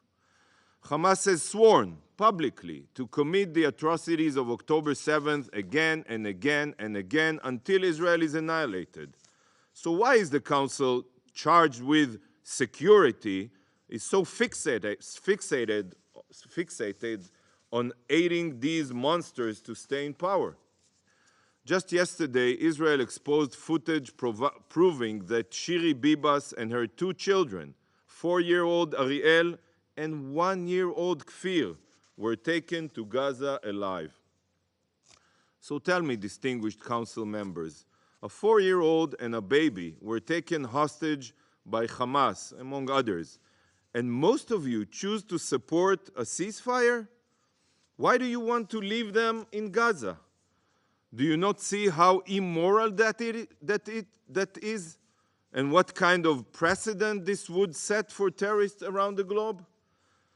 Did you think about baby Kfir when you voted on this resolution? A resolution that would ensure that Kfir, along with 133 other hostages, remain in dark terror tunnels? Did you think about Noa Argamani? Noa's look of sheer horror as she violently separated from her boyfriend Avinoam Or and taken to Gaza on the back of a motorbike has become a symbol of the hostages' plight. In the heart-wrenching video, you can hear Noa screaming and pleading with the terrorists not to abduct her. Noa's mother, Leora, born Chong Hong Lee, a Chinese-Israeli citizen originally from Wuhan, is terminally ill with stage 4 brain cancer. All she asks is that she can hug Noa, her only daughter, one last time before she succumbs to her illness. To my Chinese colleague, I ask you, in the name of Leora Chong Hong Lee, rather than pushing for a harmful ceasefire which will keep Noa in Gaza, I urge you, pressure Hamas to release Noah so that her mother can see Noah one last time before her death. Colleagues, jihadists around the globe see that the body mandated to uphold international security is willing to allow murderous Hamas rapists to continue their reign of terror. Your calls for a ceasefire empower Hamas, giving them hope to stay in power. This does not ensure security, it prevents it. You truly want a ceasefire? Well, Israel also wants a ceasefire. Your children are not the ones that are falling in battle against bloodthirsty terrorists. They are ours. If Hamas survives, it will be our children that Hamas will murder in cold blood again. Israel seeks a ceasefire, but there is only one formula that we are willing to accept. All of our hostages must be released, and Hamas must turn themselves in. Colleagues, the Algerian resolution not only empowers jihadists by calling for a ceasefire, it also fails, again, to condemn Hamas for their heinous crimes. Not condemning Hamas's atrocities has now become a tradition here. It's tragic. Hamas Nazis invaded Israel, deliberately murdering families, raping women and girls, and destroying everything they could get their hands on. They are brutal terrorists who took pride in their barbarism. Yet, not once, not even once since October 7th, has this Council or any UN body condemned Hamas and their violence. One day, we mentioned history here, when historians studied the reasons why the UN lost its standing and influence, the inability of this organization to condemn terrorists that slaughter children will be one of the driving factors. Mark my words. But the impact of this Council's decisions spread much further than this room. If this Council is incapable of condemning Hamas, UN officials feel like they have further legitimacy to whitewash Hamas. Mere days ago, Under-Secretary General Griffith stated that Hamas is not a terrorist group, but a political movement. Is the intentional, brutal murder of hundreds of civilians not terror? Is the systematic rape of women not terror? Is beheading and burning children alive not terror? We all know Hamas is a terrorist organization, yet by staying silent in the face of Hamas's crimes and not condemning them, you allow such lies to perpetuate. Your politicized decision of silence promotes the falsehoods that Hamas can be reasoned with, that they are not the bloodthirsty terrorists that they are. And this is the stance that the UN adopts and promotes. Condemn Hamas as a council, condemn their atrocities, rid this institution of its shame. Do it for the sake of those butchered, for the sake of the hostages, for the sake of morality and truth. It's in your hands. Colleagues, some of you have approached me and asked me why Israel is so critical of the UN and its agencies. The recent events over the past weeks have hopefully made it clearer to you. 1 week ago, Special Rapporteur Albanese libelously stated that the victims of October 7th were not murdered for their identity, but in response to Israel's so-called oppression. This is victim blaming and a clear justification of terror.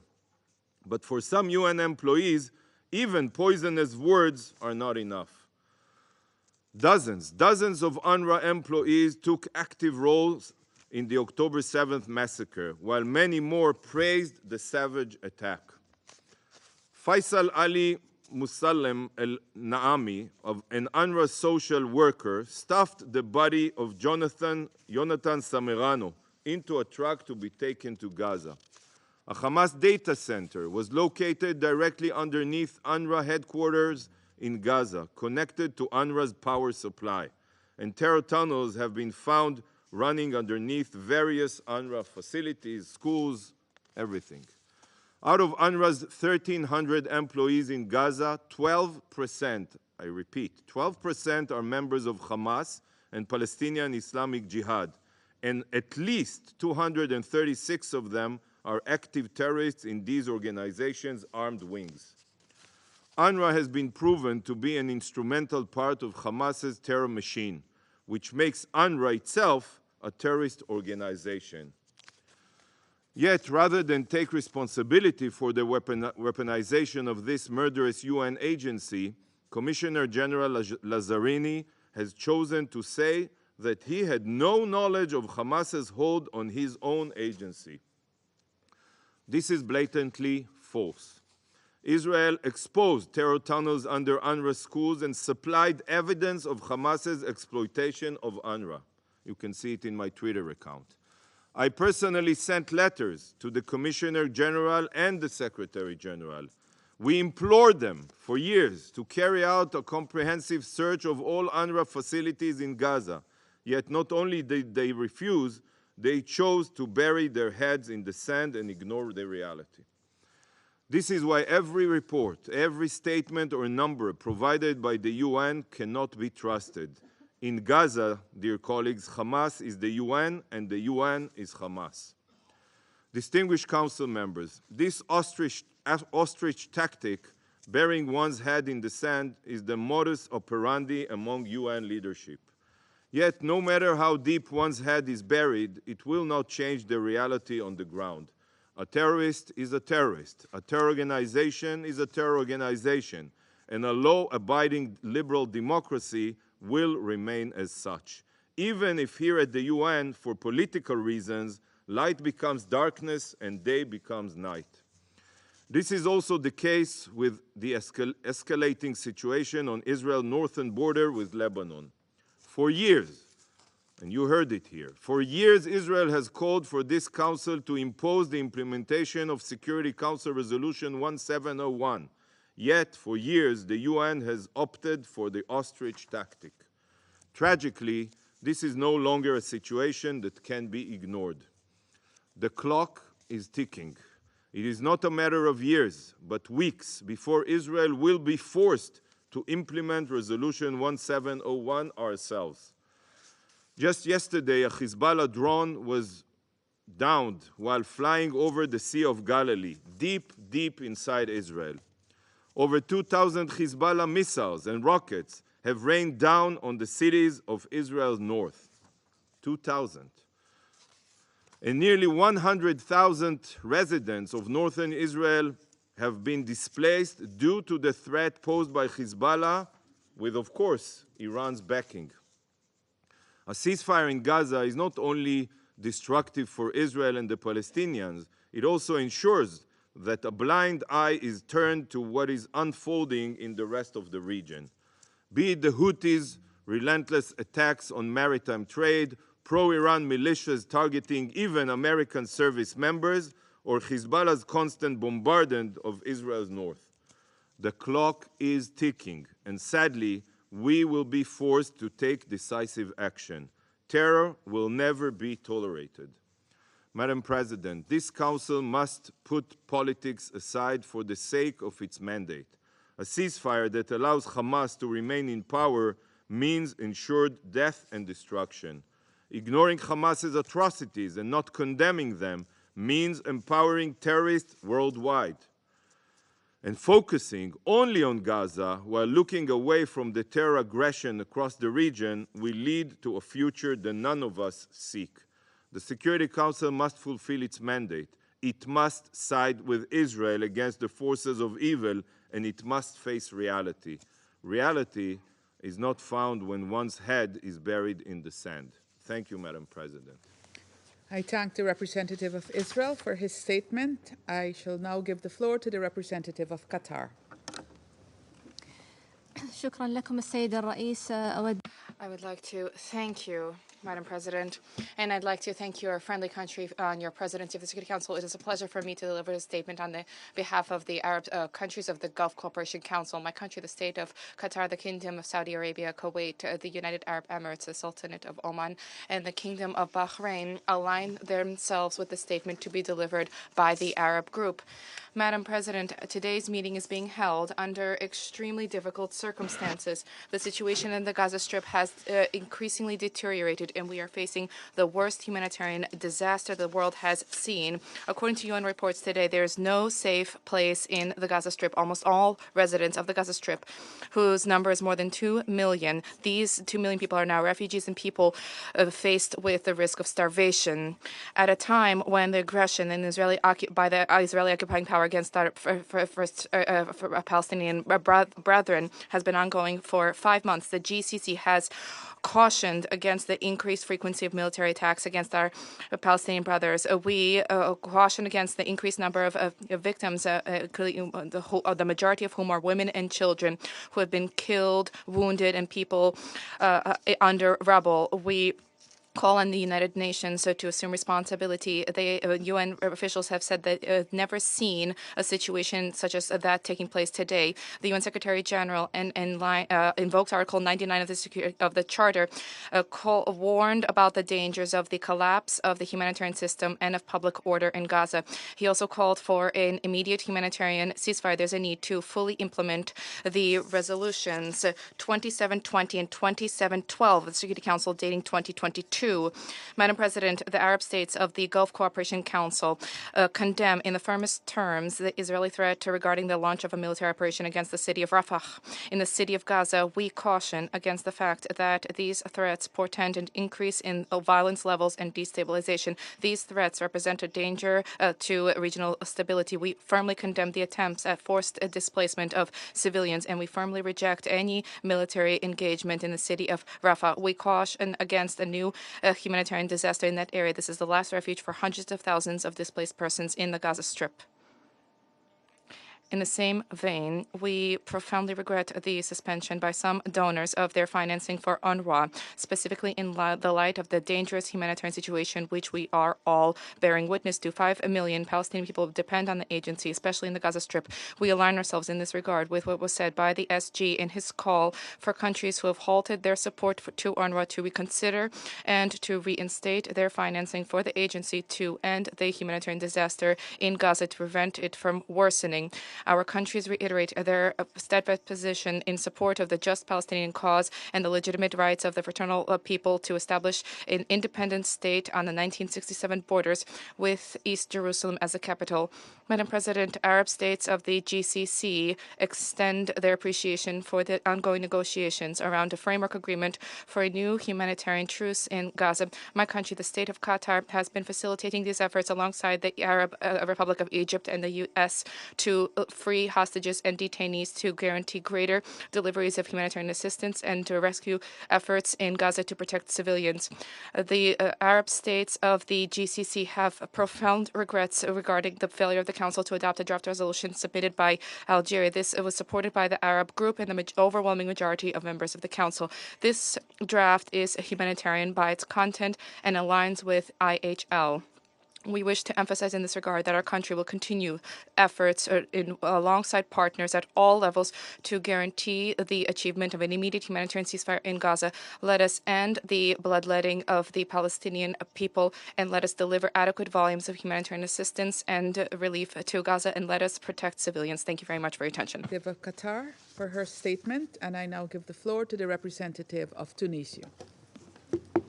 شكرا السيدة الرئيسة. Thank you, Madam President. It is my honor to deliver this statement on behalf of the Arab group. Allow me at the outset to congratulate you and your country, Guyana, for presiding over the Security Council this month. We thank you for holding this session. We would like to thank Algeria, the Arab member in the Security Council, for taking the initiative to table the draft resolution and make every effort during the negotiations to preserve the unity of the Security Council and reach consensus on a call for an immediate humanitarian ceasefire. This is the most urgent measure during these catastrophic circumstances in the Gaza Strip and the horrible humanitarian suffering of the Palestinian people. This is caused by the occupation forces' continued aggression, war crimes, genocide against the Palestinian people, which continue unabated. The occupation forces also continue to impose a collective punishment and prevent humanitarian, medical, food, and fuel assistance to be delivered to Gaza. Madam President, the Arab Group would like to thank the Council members that positively contributed and constructively participated in the negotiations on the draft resolution and voted for its adoption. At the same time, we regret that the Council failed to adopt the draft resolution. It failed once again to shoulder its moral and legal responsibility as the main organ entrusted with the maintenance of international peace and security. We reaffirm, like other countries and members of the Security Council and UN and humanitarian organizations, the need for an immediate ceasefire, the need to prevent the occupation powers from implementing their schemes which target more than 1.5 million Palestinians in Rafah, the need to prevent yet another forced displacement of Palestinians and emptying of Palestinian land. It is unacceptable by any standard for the Security Council to continue to work at the whim of political calculations and narrow interests at a time where daily attacks continue on Palestinian people, deepening their suffering and killing thousands, including children, women, elderly, and sick people. The Security Council failed today to speak in one voice and put the principles of international law and international humanitarian law and the right to life first. This sends the wrong message once again to the occupying power and gives it a carte blanche to continue its crimes, disregarding international legitimacy and considering itself above the law and above all accountability. It worsens the lack of trust in the credibility of this important UN organ. In this vein, we reject, once again, the policies of favoritism of the occupation schemes and its protection at the expense of thousands of Palestinians who are being killed and their land that is being stolen based on the schemes of displacement and settlement. We reject the double standards that only protract the Palestinian question, that lead to the non-implementation of any relevant resolution. This has caused massacres and abuse of the rights of the Palestinian people. We call for dealing with all situations and questions with the same level of commitment and with the same standards. We call upon the international community and the Security Council to provide protection to Palestinian civilians and accelerate the unimpeded entry and delivery of humanitarian assistance to Gaza in implementation of Security Council Resolutions 2720 and 2712. We fully support the efforts of the UN Senior Humanitarian and Reconstruction Coordinator in Gaza, Sigrid Kaag, and her efforts to address the current catastrophic humanitarian situation in the Strip. Madam President, the current efforts to agree on an exchange of prisoners, detained persons, and on a truce do not go against the call for an immediate ceasefire, because the ceasefire can only facilitate such efforts. Nothing can justify the insistence to reject the draft resolution calling for a ceasefire and allowing the international community and the Security Council to speak in one voice, except the occupation government's attempt to continue its military operations and displace Palestinians. As we see the attempt to steer the Council away and prevent it from shouldering its responsibilities set out in the UN Charter in such catastrophic situations, we cannot help but wonder, what exactly is the role of the Security Council? When will it be allowed to play this supposed role? How many innocent lives should be killed before this actually happens? Are 28,000 people killed, 70,000 injured, and 1.3 million displaced not enough? Is the destruction of all the infrastructure, homes, hospitals, schools, worship places, and UN offices not enough? Is the killing of dozens of UN and humanitarian workers and journalists not enough? Madam President, the Arab group strongly condemns the repeated attacks by the occupation power on Syria and Lebanon and its violation of their sovereignty, the killing of innocent civilians, and anything that threatens peace and stability in the region and the world.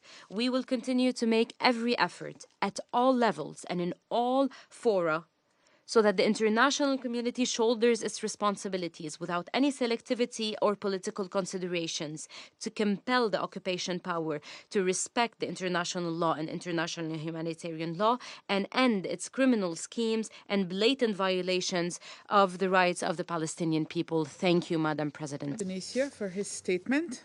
In accordance with Rule 37 of the Council's Provisional Rules of Procedure, I invite the representative of Egypt to participate in this meeting. It is so decided. I now give the floor to the representative of Egypt.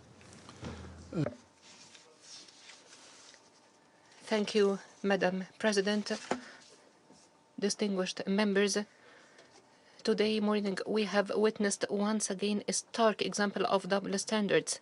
The U.S. delegation, for the third time, has obstructed the adoption by the Security Council of a ceasefire resolution on Gaza, despite 13 votes in favor of the draft resolution submitted by Algeria with full support by the Arab and Islamic groups in the United Nations. We are grateful for Algeria, the Arab member of the Security Council, for putting forward the draft resolution. We are grateful for all those who voted in favor of the draft resolution. Yet the delegation of Egypt expresses its disappointment and frustration as a result of the obstruction by the U.S. of endeavors for ceasefire. By obstructing this main body entrusted with maintenance of international peace and security to assume its duties. Distinguished delegates, where would this U.S. vote stand in the face of the humanitarian suffering that reached the catastrophe level after the 20th week of the war in Gaza? How can we call for a rules-based international order while when we call for the implementation of these rules, we are met only with deaf ears? When the Secretary General of the UN invoked Article 99 of the Charter of the United Nations, wasn't it an indicative of the measure requested from the Security Council? Isn't the ICJ order indicating provisional measures indicative of the urgent need for a ceasefire? The reports from OCHA, WHO, and UNRWA on the catastrophic humanitarian situation in Gaza, in particular along the borders with Egypt in Rafah, aren't they enough to convince the U.S. delegation to vote in favor of ceasefire? 140 days after the onslaught of the conflict and after more than 30,000 persons lost their life, women and children, as a result of the war in Gaza. Distinguished delegates, Egypt was the first Arab country to have peace with Israel. Egypt is more keen on the stability of the Middle East region. And Egypt will continue to bear the heaviest brunt politically, security, humanitarianly as a result of the crisis. And despite the failure of the Council, Egypt is committed to work tirelessly to put an end to the bloodshed, to put an end to the destructive war, to restore political horizon, to achieve the aspirations of the Palestinian and Israeli peoples in peace and stability in line with international legitimacy resolutions with the establishment of the independent Palestinian state along the lines of June 1967 with East Jerusalem as its capital. Mr. President, Egypt negotiates and mediates meaningfully and seriously in coordination with the U.S., Qatar, Israel, and Palestine to expeditiously release the Palestinian hostages and to deliver humanitarian aid at scale to put an end to the catastrophic humanitarian situation in Gaza, to save the Palestinian brothers from the unjust siege imposed on them by the Israeli occupying power, and to stand in the face of all attempts by Israel to impose forced displacement on the Palestinian people to liquidate the Palestinian cause. Egypt calls on the Security Council and all responsible international powers to save the choice for peace by immediate implementation of ceasefire. This will not impede the ongoing mediation efforts, but rather will create the conducive conditions for its success. Let us negotiate and mediate in an environment of smooth flow of humanitarian aid and restored calm and healing the wounds of the wounded, instead of negotiating and mediating in an atmosphere of war and destruction caused by the destructive Israeli war machine. Madam President, Egypt's call for all of you is plain and simple. Cease fire now. Let's not mistake this noble and direct message as anything as having political calculations. It aims only at saving the civilians. Egypt warns once again against the catastrophic risks looming against the Palestinian people as a result of the declared plans of Israel to have ground offensive in Rafah. And we warn the international community of the consequences of this destructive war. Thank you, Madam President. For his statement, the representative of China has asked for the floor to make a further statement, and I now give them the floor. Thank you, Madam President. Earlier, we heard the representative of Israel raising a question to the Chinese delegation. In response, we'd like to say, every life is precious. Every life has the right to be protected. Regarding your reference, the Israeli citizen Noah being detained, her mother was once a national of China. Recently, our diplomats here in New York, at the request of the Permanent Mission of Israel, met with the friends of Noah. Like the friends and family of Noah, we hope she can return home early. In fact, China has never stopped calling for the early release of all those detained.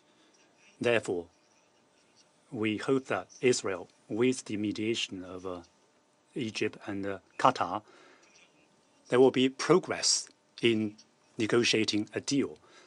As we have repeatedly emphasized, collective punishment for the Palestinian civilians is not the right response. It will only be counterproductive. The only way towards the peace between the two countries is the two-state solution to avoid a bigger disaster.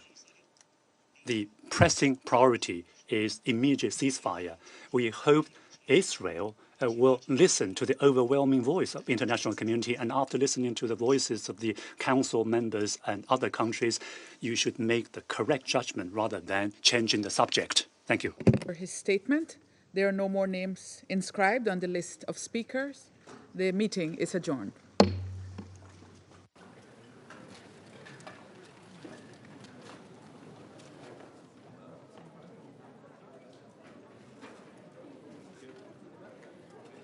You know, every council member, almost every council member will say that in their statements. We think it should be reflected in a resolution, even a humanitarian resolution.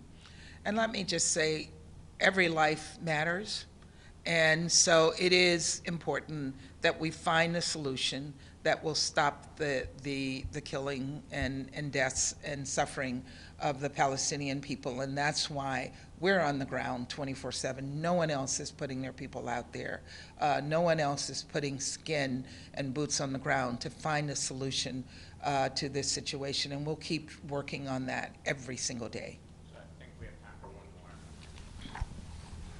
Hi, Ambassador. China described your position that the Algerian draft would undermine regional efforts at the hostage deal as completely untenable given the situation on the ground. Explain then, Ambassador, how the Algerian draft would have placed those talks in jeopardy, given that the Algerian text also called for the immediate release of those hostages. Yes, but they also call for an immediate ceasefire, which would give Hamas the cover of not releasing the hostage. Part of the ceasefire that we're working on requires that they do exactly that, and this resolution did not make that connection. And it was our concern that it would send the wrong message to Hamas, that this resolution, which actually gives them something that they have asked for without requiring them to do something in return, would have meant that the fighting would have continued, because without the hostage releases, we know that the fighting is going to continue. Thank you all.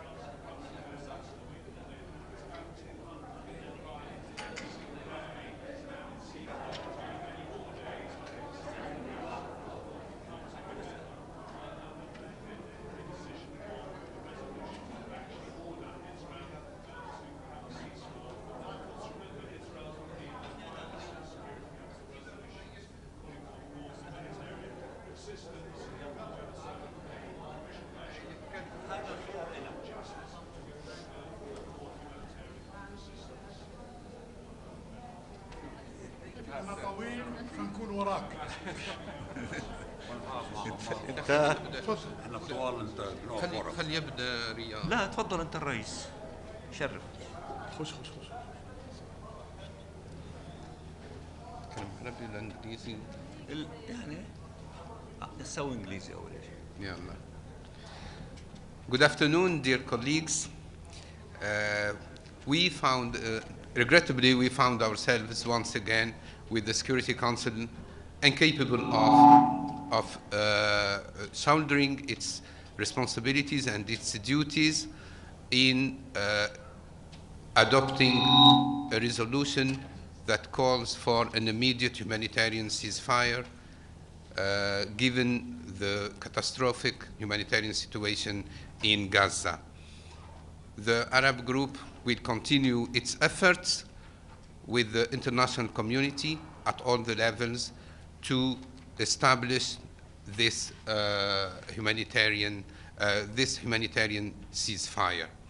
And I'll let my colleague, Dr. Riyad, to say a few words. Well, thank you very much for being with us. I just want to begin by expressing our gratitude to all of my brothers and sisters of the Arab group, demonstrating, as usual, our total unity in calling for an immediate ceasefire. And also, I want to express our gratitude to my brother from Algeria and his team, and to the Algerian people and their government, who represented us in an impeccable way in the Security Council. And they gave all the necessary time to all members of the Security Council over the course of the last 3 weeks to sincerely and genuinely try to reach an agreement after 140 days to have an immediate ceasefire to save lives and to save the looming catastrophe above our heads in Rafah, in which approximately 1.5 million Palestinians are cramped in that small area to try to save their lives and to stop the Israeli occupying forces from invading Rafah. Regrettably, we are extremely disappointed that a resolution was not adopted in spite of the fact that there was very strong support by 13.5, you can say close to 14 members of the Security Council to that call. And we thought that this massive support in the Council, outside the Council, in the General Assembly, in the Summit of NAM, in the Summit of the Arab countries and the Islamic countries, and in the Summit of the African Union just a few days ago, in which everyone is saying ceasefire, ceasefire now. Even high school students in the city of New York who decided last week to march in the streets out of their schools demanding a ceasefire now, and millions in all corners of the globe. Unfortunately, one country does not see it that way. And if that country has the power to say, as it was announced in the Council, that they want to have a long cessation of hostilities to be able to negotiate what they are negotiating with two of our countries, Egypt and Qatar, the release of prisoners and the hostages, who is stopping them from demonstrating to us through action of stopping the fighting, and then to continue to negotiate whether the Security Council adopt a resolution or not, although it is the charter responsibility of the Security Council, whenever there is conflict, whenever there is war, that the first thing that they should ask for is a ceasefire. Let me also say a few things in Arabic. أنا وصلت البارح مساء منتصف الليل قادما من محكمة العدل الدولية، حيث قدمنا مرافعة دولة فلسطين عبر أكثر من 3 ساعات تحدث فيها 5 من أفضل المحامين في العالم، ووزير الخارجية وأنا شخصيا كان لي شرف أن أتكلم في النهاية لبضعة دقائق لأنقل عذابات وأحاسيس وألم وجرح الشعب الفلسطيني أمام أعلى محكمة في العالم، طالبين الإنصاف والعدالة ووضع حد لمحنة الشعب الفلسطيني وإنجاز حقوقه كاملة. وبطبيعة الحال لأنه حدد في مجلس الأمن أن التصويت سيتم صباح هذا اليوم، فبدلا من أن أمكث وقتا أكثر لأسمع إلى مرافعات الآخرين، عدت إلى نيويورك في الموقع الطبيعي لي مع أشقائي وشقيقاتي المجموعة العربية في مجلس الأمن، الذين أبدعوا في طرح الموقف العربي الجماعي اليوم وبمنتهى الألم وبمنتهى الخطورة، كما عبر عن ذلك شقيقي أسامة من مصر المحاذية لقطاع غزة ولفلسطين، جغرافيا وسياسة ووجدانا وقلبا، ونحييهم على ذلك. والكلمات القوية التي قالها أخي عمار باسم الجزائر التي تعبر عن عمق مشاعرنا نحن في فلسطين ونقدرها ونشكرهم على ذلك، وكذلك تعبر عن مشاعر وأحاسيس جميع العرب جميعا، وكذلك كلمتنا المشتركة التي ألقاها أخي طارق رئيس المجموعة من تونس، وأختي عالية التي طرحت باسم مجموعة منظمة مجلس التعاون الخليجي. كل ذلك يعني أبرز بشكل لا لبس فيه أنه ليس فقط عندنا إجماعا عربيا قويا حول هذه المسائل وقف إطلاق النار، ولكن شبه إجماع دولي حول هذه المسألة. وقبل أن تسألوني ما هي الخطوة القادمة، نحن ندرس كل الخطوات ولن نترك مجالا لا لمجلس الأمن ولا للجمعية العامة ولا محكمة العدل الدولية ولا مجلس حقوق الإنسان الذي سيبدأ بعد بضعة أيام. سنبقى نطرق كل الأبواب ومع الملايين في الشوارع في كل مكان في العالم من أجل أن يتوقف هذا العدوان وأن لا تتم مذبحة ونكبة رفح ونكبة أهلنا في غزة، ونتفادى ذلك عبر موقف واضح ورسمي من مجلس الأمن باعتماد ليس فقط قرار لوقف العدوان وإنما تنفيذ وقف العدوان فورا. نشكركم على تواجدكم، أنتم يعني لسان حالنا في أن تعبروا عن هذه المأساة وعن هذا الإخفاق في مجلس الأمن. انقلوه بأمانة ودقة إلى كل أنحاء العالم، لأن نريد من العالم أن يزيد من ضغطه للتوصل إلى وقف إطلاق النار. وشكرا. Okay. 1, 2, 3. Okay. Can I ask you about, you heard the US ambassador raise it in the meeting. She has a new draft resolution. It does not have the words immediate ceasefire, but it does use the word ceasefire for the first time, and there is one part of that resolution that says the Rafah offensive should not proceed. What is your view of that resolution, and are there parts of it that you can work with? I think that you should ask her, because it seems to me that you are slightly unclear about exactly what she means. She is more qualified than me to say that. We welcome using ceasefire.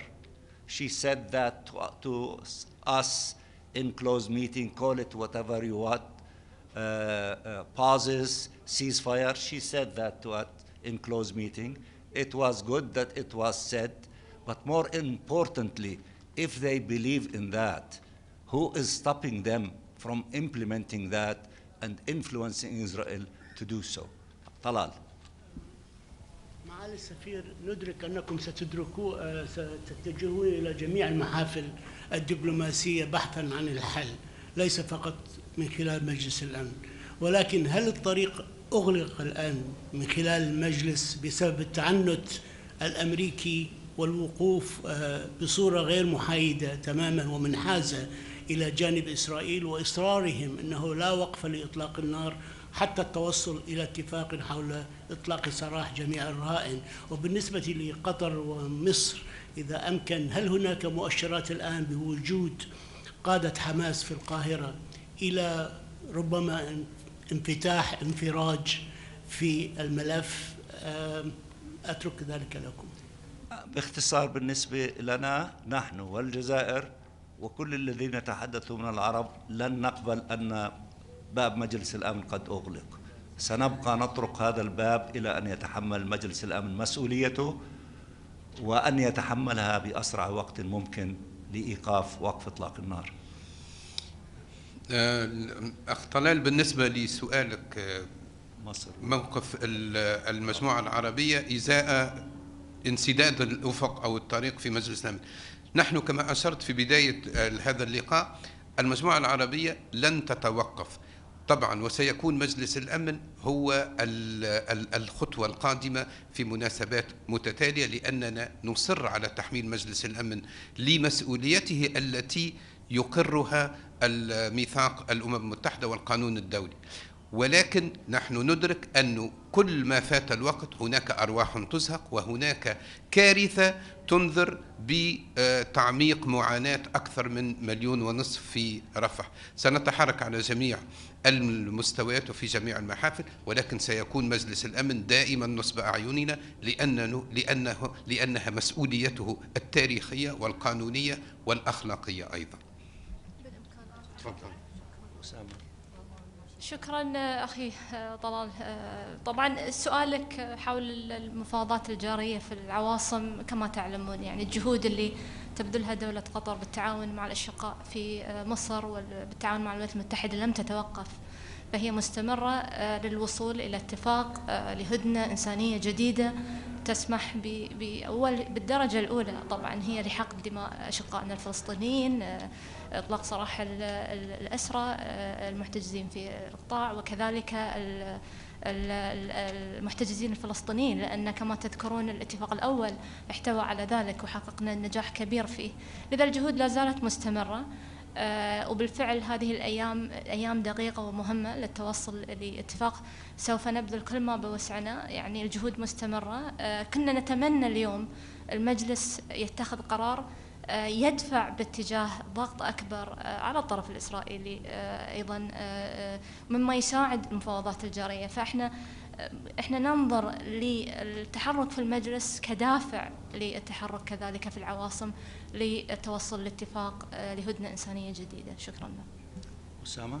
نفس الكلمات، ليس لدي الكثير لأضيفه على ما تفضلت به أختي العزيزة السفيرة علياء.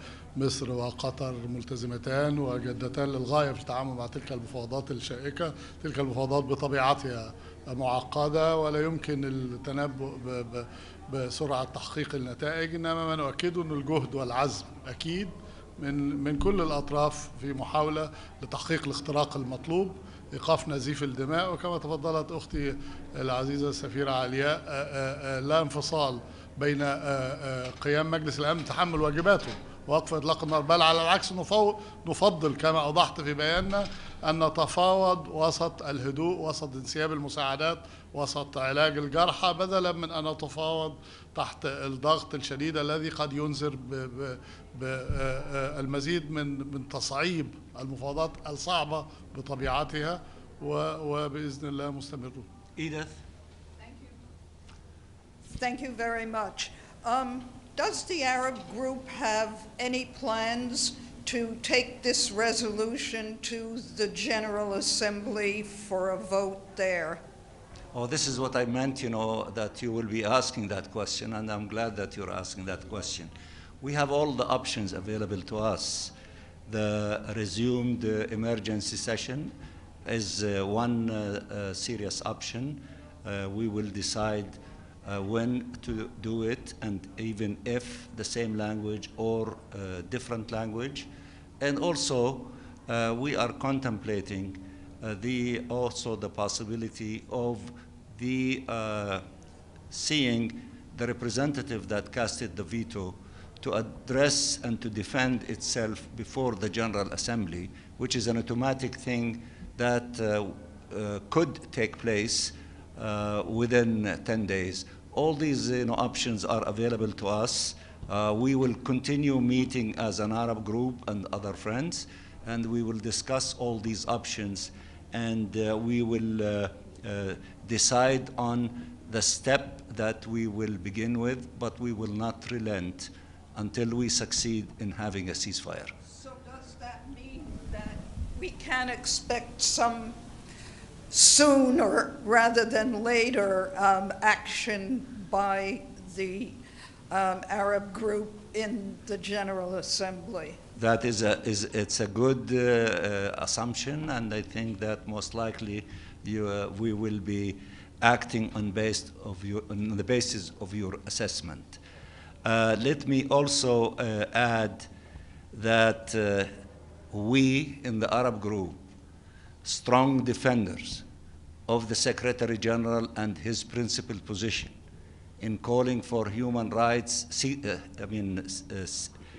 human ceasefire early in the ball game, And also we salute him for his courage in invoking Article 99 when he came to the Security Council.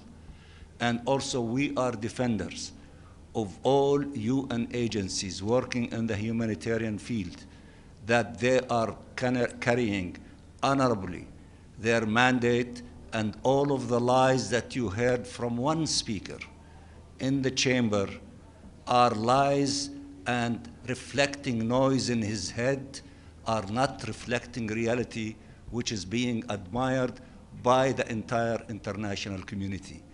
And such audacity of challenging the Security Council, that he is going to implement 1701, and he is the lover of Security Council Resolution 1701, when he is refusing and attacking every Security Council resolution related to what Israel should do, is beyond the theater of absurd, and you should expose such arrogance and, listening to the noise in his head and not listening to the international community and all members of the Security Council when they say what they said. I think that that is worth noting, and it is up to you whether you want to reflect it in your reporting. Although I'm not advising you to waste too much time in that point, but I trust your judgment. Thank you so much.